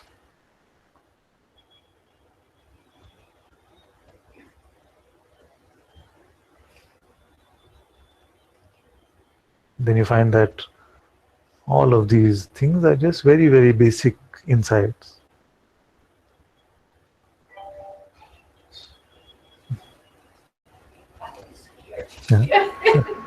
Sphere is there, yes. Take the mic. I don't know if I need to talk because I think I know the answer. And it's not a wrong answer. insights like just very quiet. Accept this frustration in the mind. And perhaps when I talk, I'm trying to stop the... Is it on? Always when I feel dying, I must take it. No, I'm not angry about the mic. But can you at least hold the mic closer? I feel near death. I'm But I'm actually not dying, angry. but still they need to hear you dying. When I allow the sensations of death, it comes just nothingness. And something wants to control this and to do something. Something will disappear somehow. And that's why you lose you. Yes, this fear, you lose something, this fear can be there. That I will lose this phenomenal realm. Yes. This fear can be there. And yet this phenomenal realm tires us so much every day that we want to go to sleep and lose it for some time. It's different because it's not it was coming like an inconscient sensation. It's very exciting. Something is exciting, but I cannot be aware at a certain point where awareness will go. If awareness went, something becomes to be like inconscient here. yes, but if awareness went, then who would be aware that it went? Nothing. You would not be aware now. Oh, I'm losing father. It seems that I come for not lose you. And you are pushing me from inside. How can you do it? That is... me outside. Yes, this one is this one is just I want not to feel this, I don't know what to do. This one that is appearing is just a... I'm a little smile trying to survive. Just a reflection. I'd like to be my own mind. Okay. Nothing to say more. The inside one, which is guiding you, is the same one which is using this mouth to speak. This body is just a reflection of that. But I was trying also to inquire. Usually I do, in these moments also I inquire. Usually I don't inquire. Sometimes a little. Sometimes I don't know if I'm here just because this body was finished without energy for nothing, like near death or something like that. And if there was not this attraction for the love that comes through you, it would not result. So something is trying to get something. Perhaps it's not important, but I'm perceiving that some love is behind the emotional love that is pushing me. Okay, but by now I will continue running. The love is a great help because I know the amount of resistance that can come to the looking, all our ideas, all our belief system, all that tells us that I know better, you see, gets in the way. So unless this love was there to counter this in some way, you see, it'd be very, very difficult to be in satsang. So this love is a great friend of mine. Also, it's an excuse. If it becomes, it can also become an excuse. But you have to just watch that for yourself. No, I discovered that I really love Father, and I became attached for this idea. Okay, Father. So it was good, perhaps. To talk. Thank you. Thank you. Can I come, Father? You can come. You can come. So, Namaste, Father. Namaste, my dear. You can hear me, no? Yeah, I can hear you. Yeah. So, I would like to come on the hot seat. And maybe you can ask something. Yes. I'm happy with this question. Tell me something which is true. Something which is true. Yes.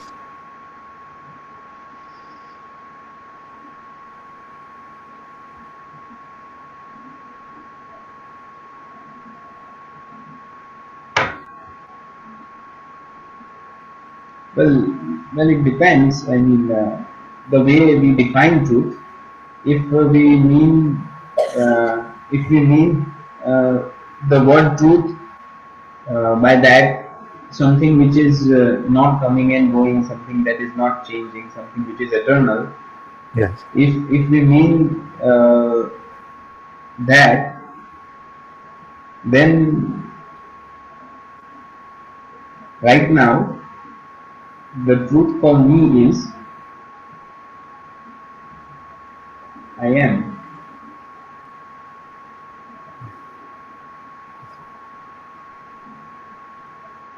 What does it mean when you say I am? Suppose this is the first time I'm hearing this phrase I am.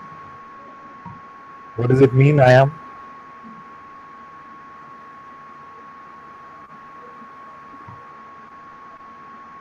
It means I exist.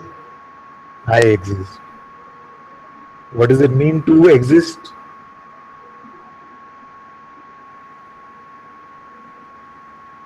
To exist means what to is the be. difference between just saying I versus I exist? Difference between I and I exist. Yes.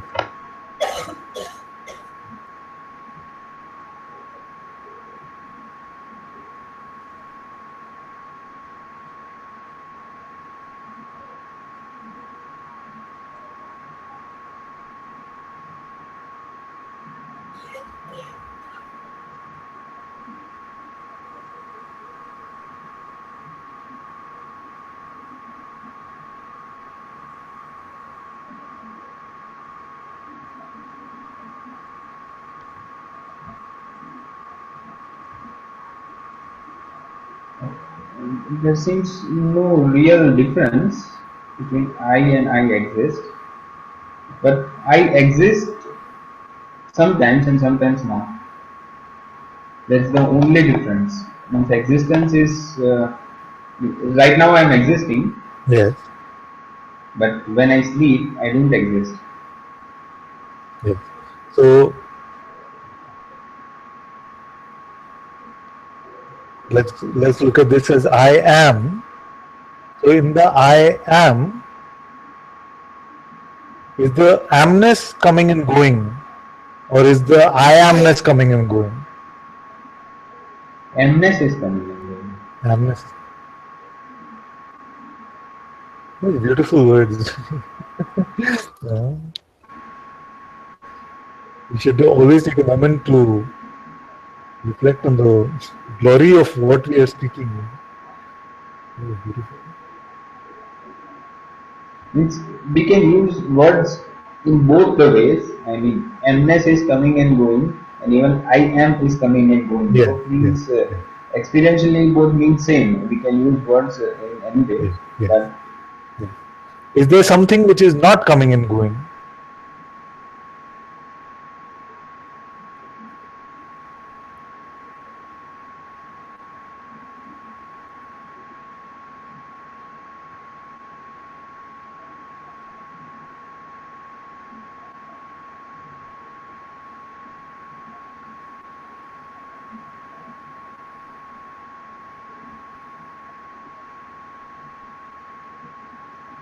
there is only one thing which is not coming and going.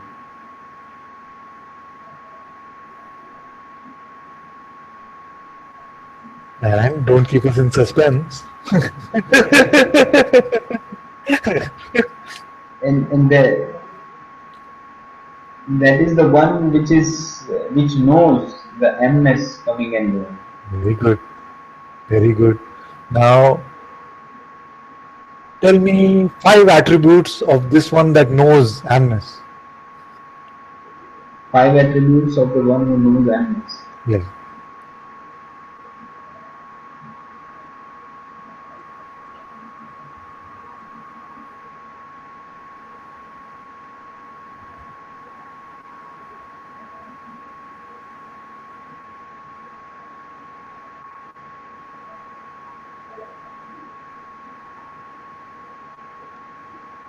Five attributes? Yes, yes. You can start with one.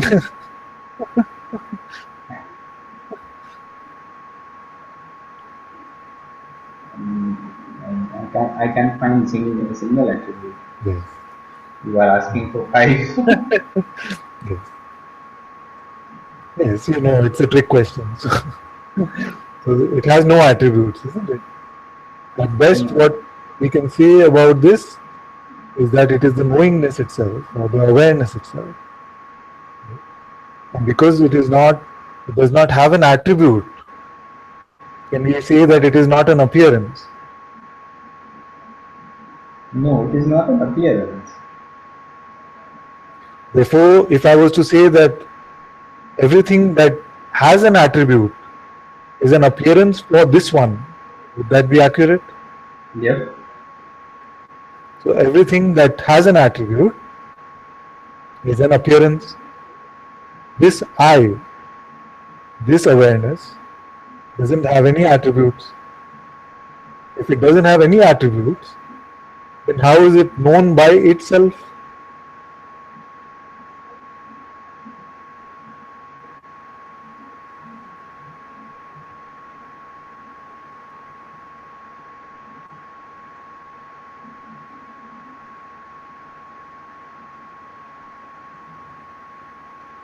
It knows itself by itself.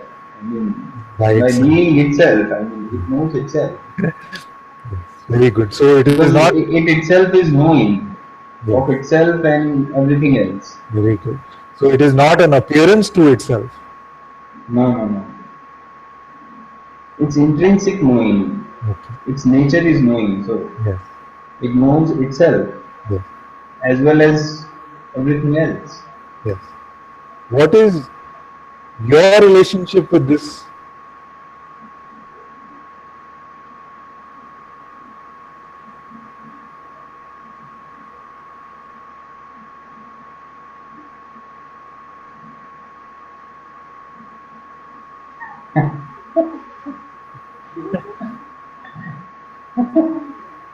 Are you an innocent bystander as knowing is knowing itself?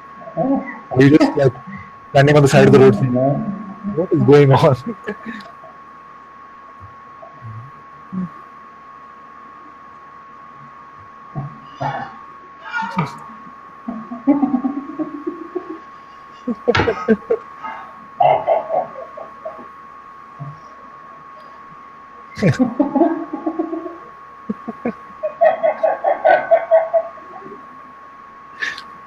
I feel this question has made more people laugh than the best joke in the world.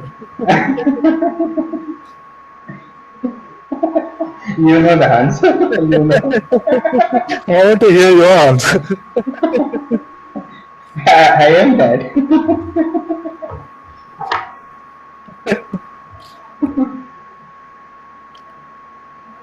Now, is there anything in your power also, as that itself, for you not to be that?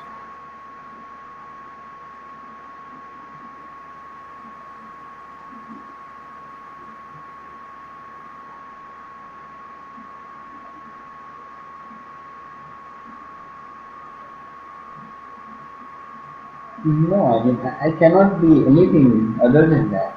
Yes. So you, that is higher than even consciousness, even you do not have the power to not be yourself. No. I mean, there are no powers there. Yes. Yes. Yes.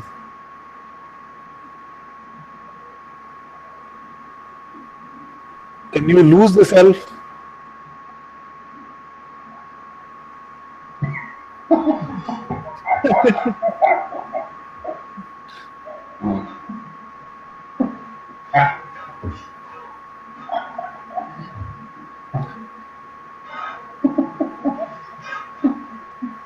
No.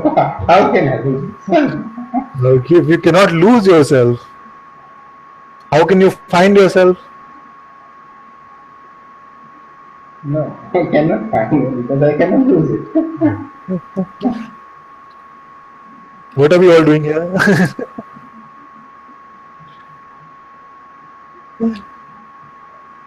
Isn't it? I don't know. Yes. We never lost the self. We can only be the self. There's never been two of us anyway.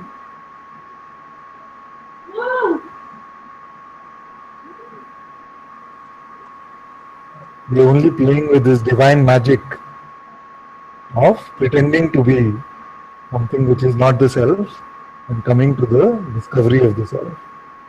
This divine video game or something. That's why it's called the Leela.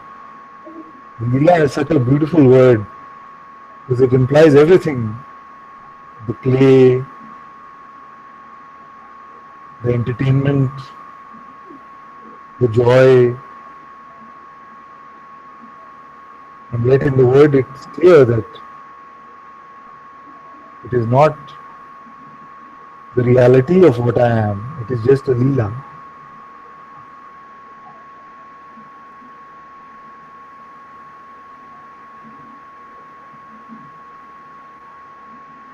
And this beautiful Leela that is going on, most of the world, most of the Leela is playing as if they are pretending more and more and more to be separate, to be individual. There are some parts of the Leela where we are seeing that this separation never really happened. There is nobody but the self. And the self is not somebody in the first place.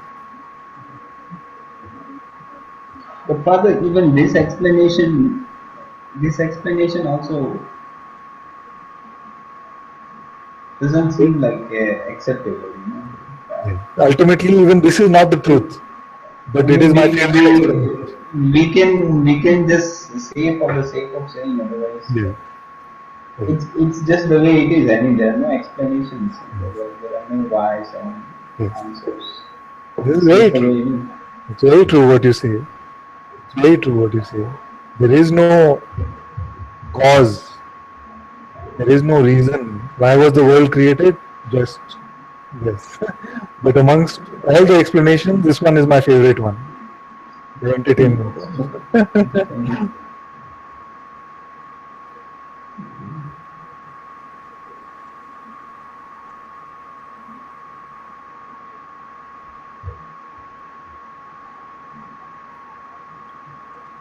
Actually, when I went to the mental hospital yesterday to meet my doctor, there were boards, there were big boards in the hospital, and one of the boards said that a psychiatric patient, usually you see what happens that when someone has a psychiatric disorder, family, friends, and it's kind of a social stigma. Yeah. And people start giving advice that okay, but why do you believe your thoughts, or just ignore your thoughts, or like that. So one board stated that the patients who are psychiatric patients, they don't have control over the mind, basically. So that's why they suffer from psychiatric disorder, depression and all, whatever. So, I mean, what would you say? Is it true? I mean, because it's difficult for me to understand. I know what you're implying. Maybe I can also try and put it in some words. As opposed to like a physical disease like diabetes, in India especially, when we come across someone who has this sort of a psychiatric ailment, we give them advice as if just by saying, okay, just feel better, no, just feel better, they'll feel better. Yeah, like someone will say, think positive, something but like I mean, even thinking positive is also not in my hand. Yes. If it was in my hand, why should I think negative thoughts? Yes, because that's the only thing. Because it is not given even a phenomenal reality, you see. Whereas a diabetes patient, you don't go to a diabetes patient and say, why don't you just think positive and eat as much sugar as you like? Although Amba might say that. He's smiling a little bit.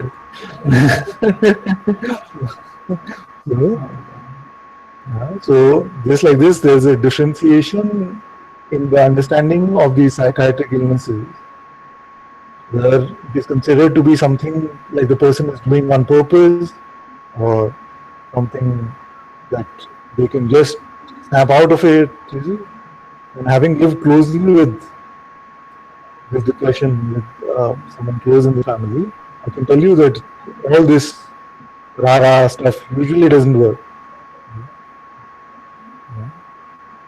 So it is easily misunderstood because all of us have had what are called like mood swings or bad moods, and we change our mood by watching something nice or listening to some nice music. So we feel like it is that which is happening. But having lived closely with this, I see that it is not just that. It is something phenomenal. You see, like not just a pure triggered by some event. You have a bad mood, or somebody told you something bad. It is just like a physical ailment, actually. Now, that's a wholly different topic, whether all physical ailments are also psychosomatic at some level or not. But that's not what we are saying. We are talking about the distinction which is made between this physical ailment, say diabetes, between or versus some brain chemical which is not balanced or something which is sort of imbalanced. So both are at the same level of reality or unreality, depending on how we look at it. And I feel also that in India, especially in cities like Bangalore, there's more and more awareness being created about this.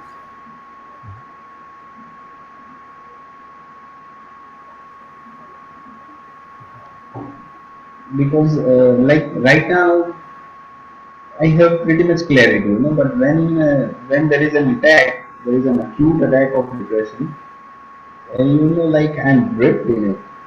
Attention is gripped in it, and there is so much of belief in those things, and it's pretty dark, and it's very troublesome. So even in those times, I don't know what to do. It's like so, and you start like I start acting out weirdly. Like I say something, and after 5 minutes I change my, I say I'm feeling good, then I'm feeling bad, this kind of. So in those times, I mean, what to do? I mean, what should I do in those times? Actually, I don't have objectivity, you can say, to do something because you are totally in that.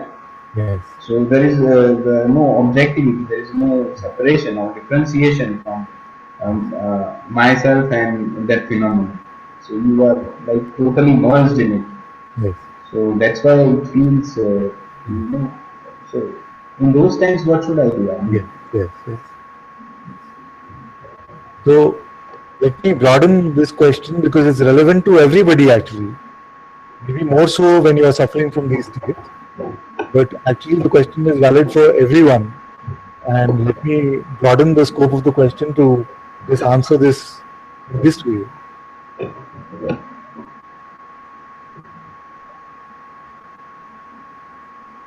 If it is completely clear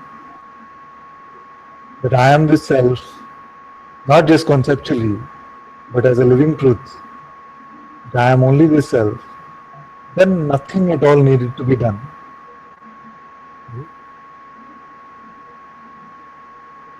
Nothing at all needed to be done. If it is not clear, then there is a set of things.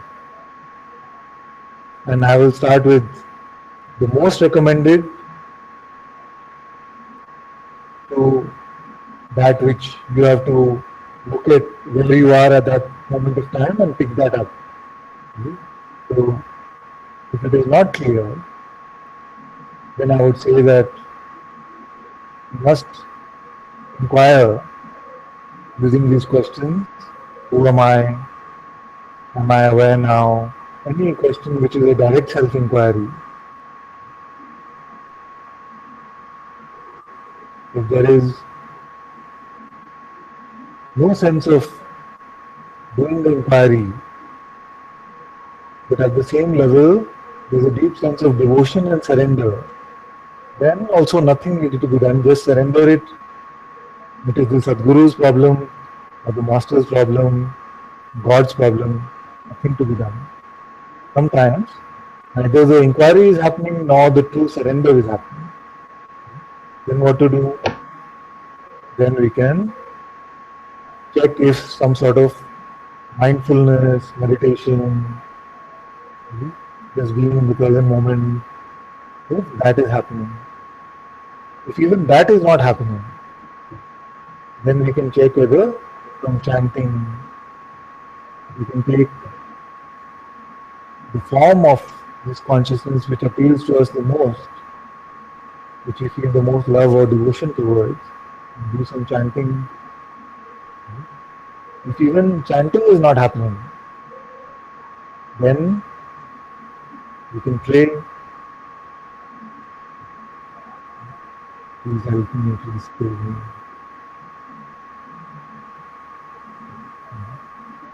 If even prayer is not happening, then I've said before that maybe it is best to go to sleep. And if even sleep is not coming, I don't have a good answer to that one because this is one problem I've never had. I've always been able to sleep anywhere, any place, anytime. Even now you tell me go to sleep on this carpet, I can go to sleep.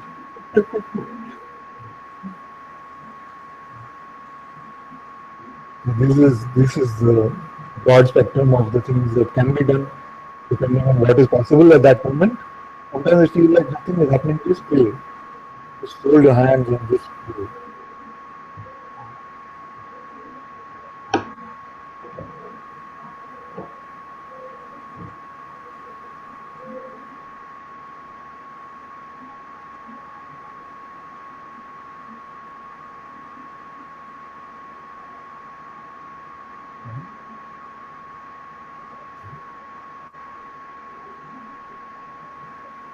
Okay. Thank you, Kano. Thank you, my dear. Thank you. When I was having some of the depression, my brother would give me a massage, and it was really helpful. It was really helpful. And there's these like massage chairs in the malls, and they're like 100 rupees for 20 minutes. So before the sleep option, sit on a massage chair. Okay.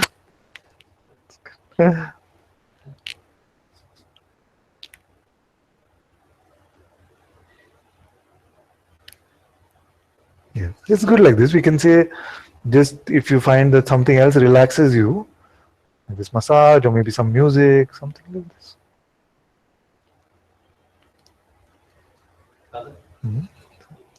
Therapy or counseling come somewhere in this Yes, case? we can look at that also.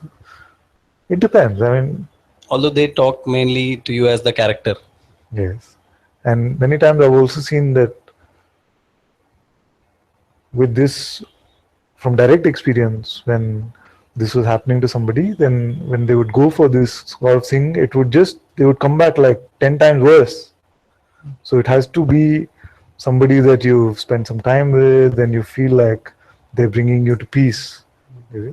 That would be helpful. If they just activate it more and aggravate it more, then I wouldn't suggest. So if there is somebody like that that you know, then of course. Sometimes it can just be a friend, you see, who's not like a know-it-all, who's just there like a shoulder to cry on type. So sometimes that can help.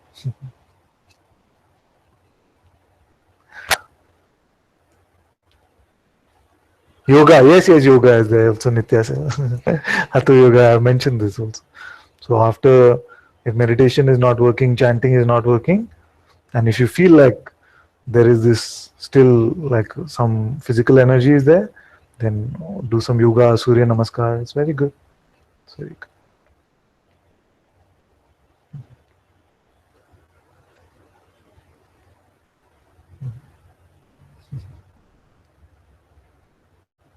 Sit-ups also.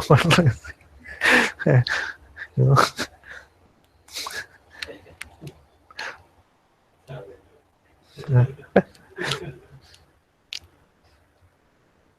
Yeah, like a walk or running. If there is this sort of physical energy, it's good.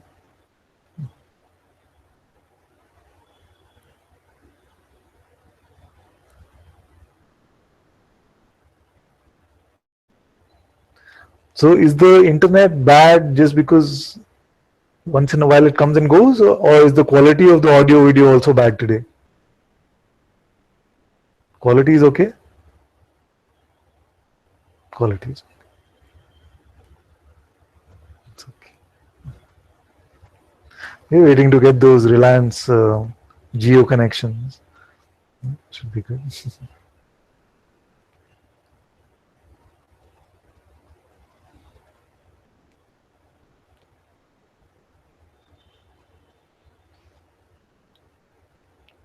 Aparna says, my mic doesn't even work, so I can't be on the hot seat. You must get it fixed. Yeah?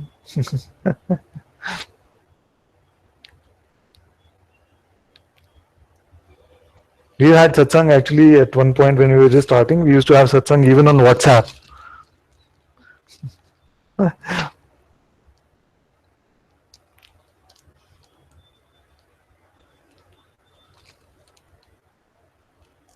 Nitya says, father was wondering about the quality as the old videos from last year are a lot better. I see. Was it because I was on the table and the computer was much closer and it was like this and the mic was just like, was it like this? No? She said, no, it's more than that. Nothing else has changed. The internet is the same otherwise. The computer is also the same.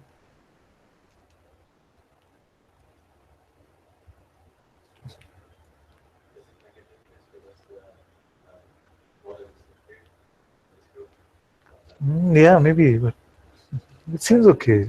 In the way that I see everyone, it seems quite good. So it should be two-way. Huh? Google optimizes. Yeah.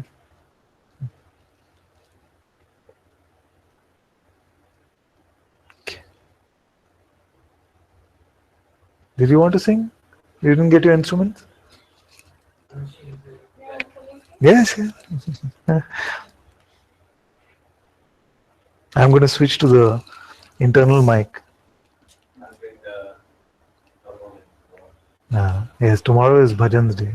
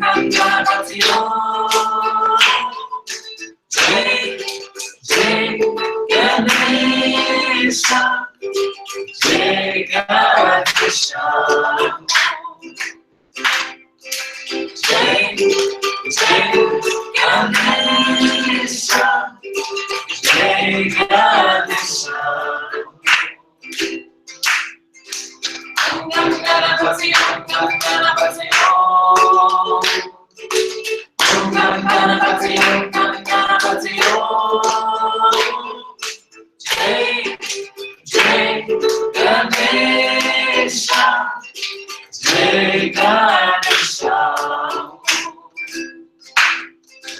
Jai Jai Ganesha. Jai Ganesha.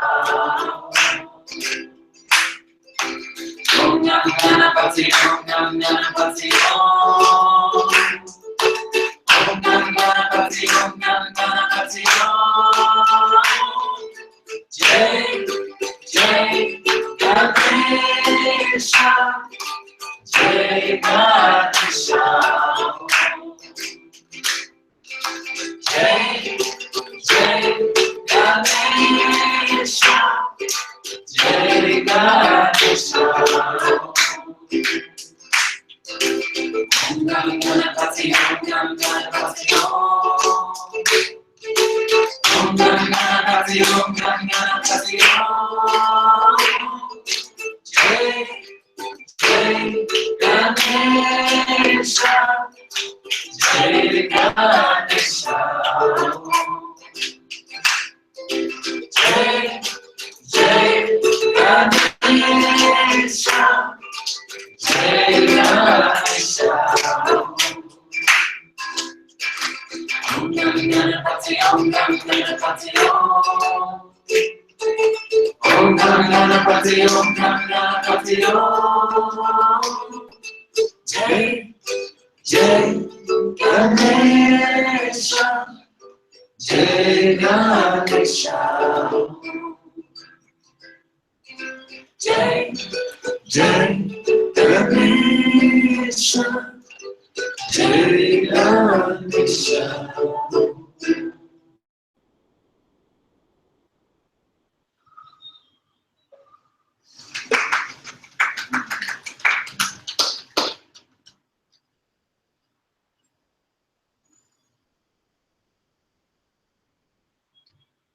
Jai Jai Radha Raman Hari Bol.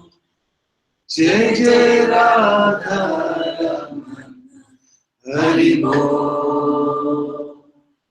Jai Jai Radha Raman Hari Bol. Jai Jai Radha Raman Hari Bol. Jai Jai Radha Raman Hari Bol. Jai Jai Radha Raman Hari Bol. Jai Jai Radha Raman Hari Bol. Jai Jai Radha Raman Hari Bol. Jai Jai Radha Raman Hari Bol. Jai Jai Radha Raman Hari Bol. Jai Jai Radha Raman Hari Bol. Jai Jai Radha Raman Hari Bol. Jai Jai Radha Raman Hari Bol. Jai Jai Radha Raman Hari Bol. Jai Jai Radha Raman Hari Bol. Jai Jai Radha Raman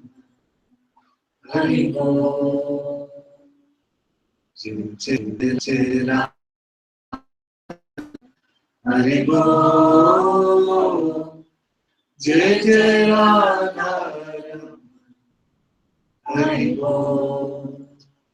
Jai Jai Radha Raman Hari Bol. Jai Jai Radha Raman Hari Bol. Jai Jai Radha Raman Hari Bol.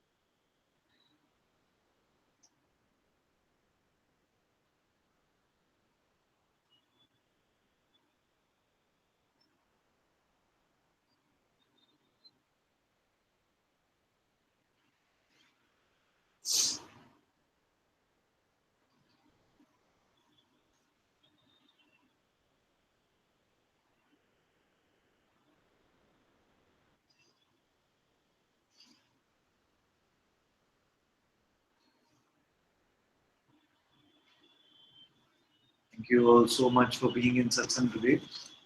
Satguru Shri Muji Ji ki Jai. Satguru Shri Ananta Ji ki Jai. Jai.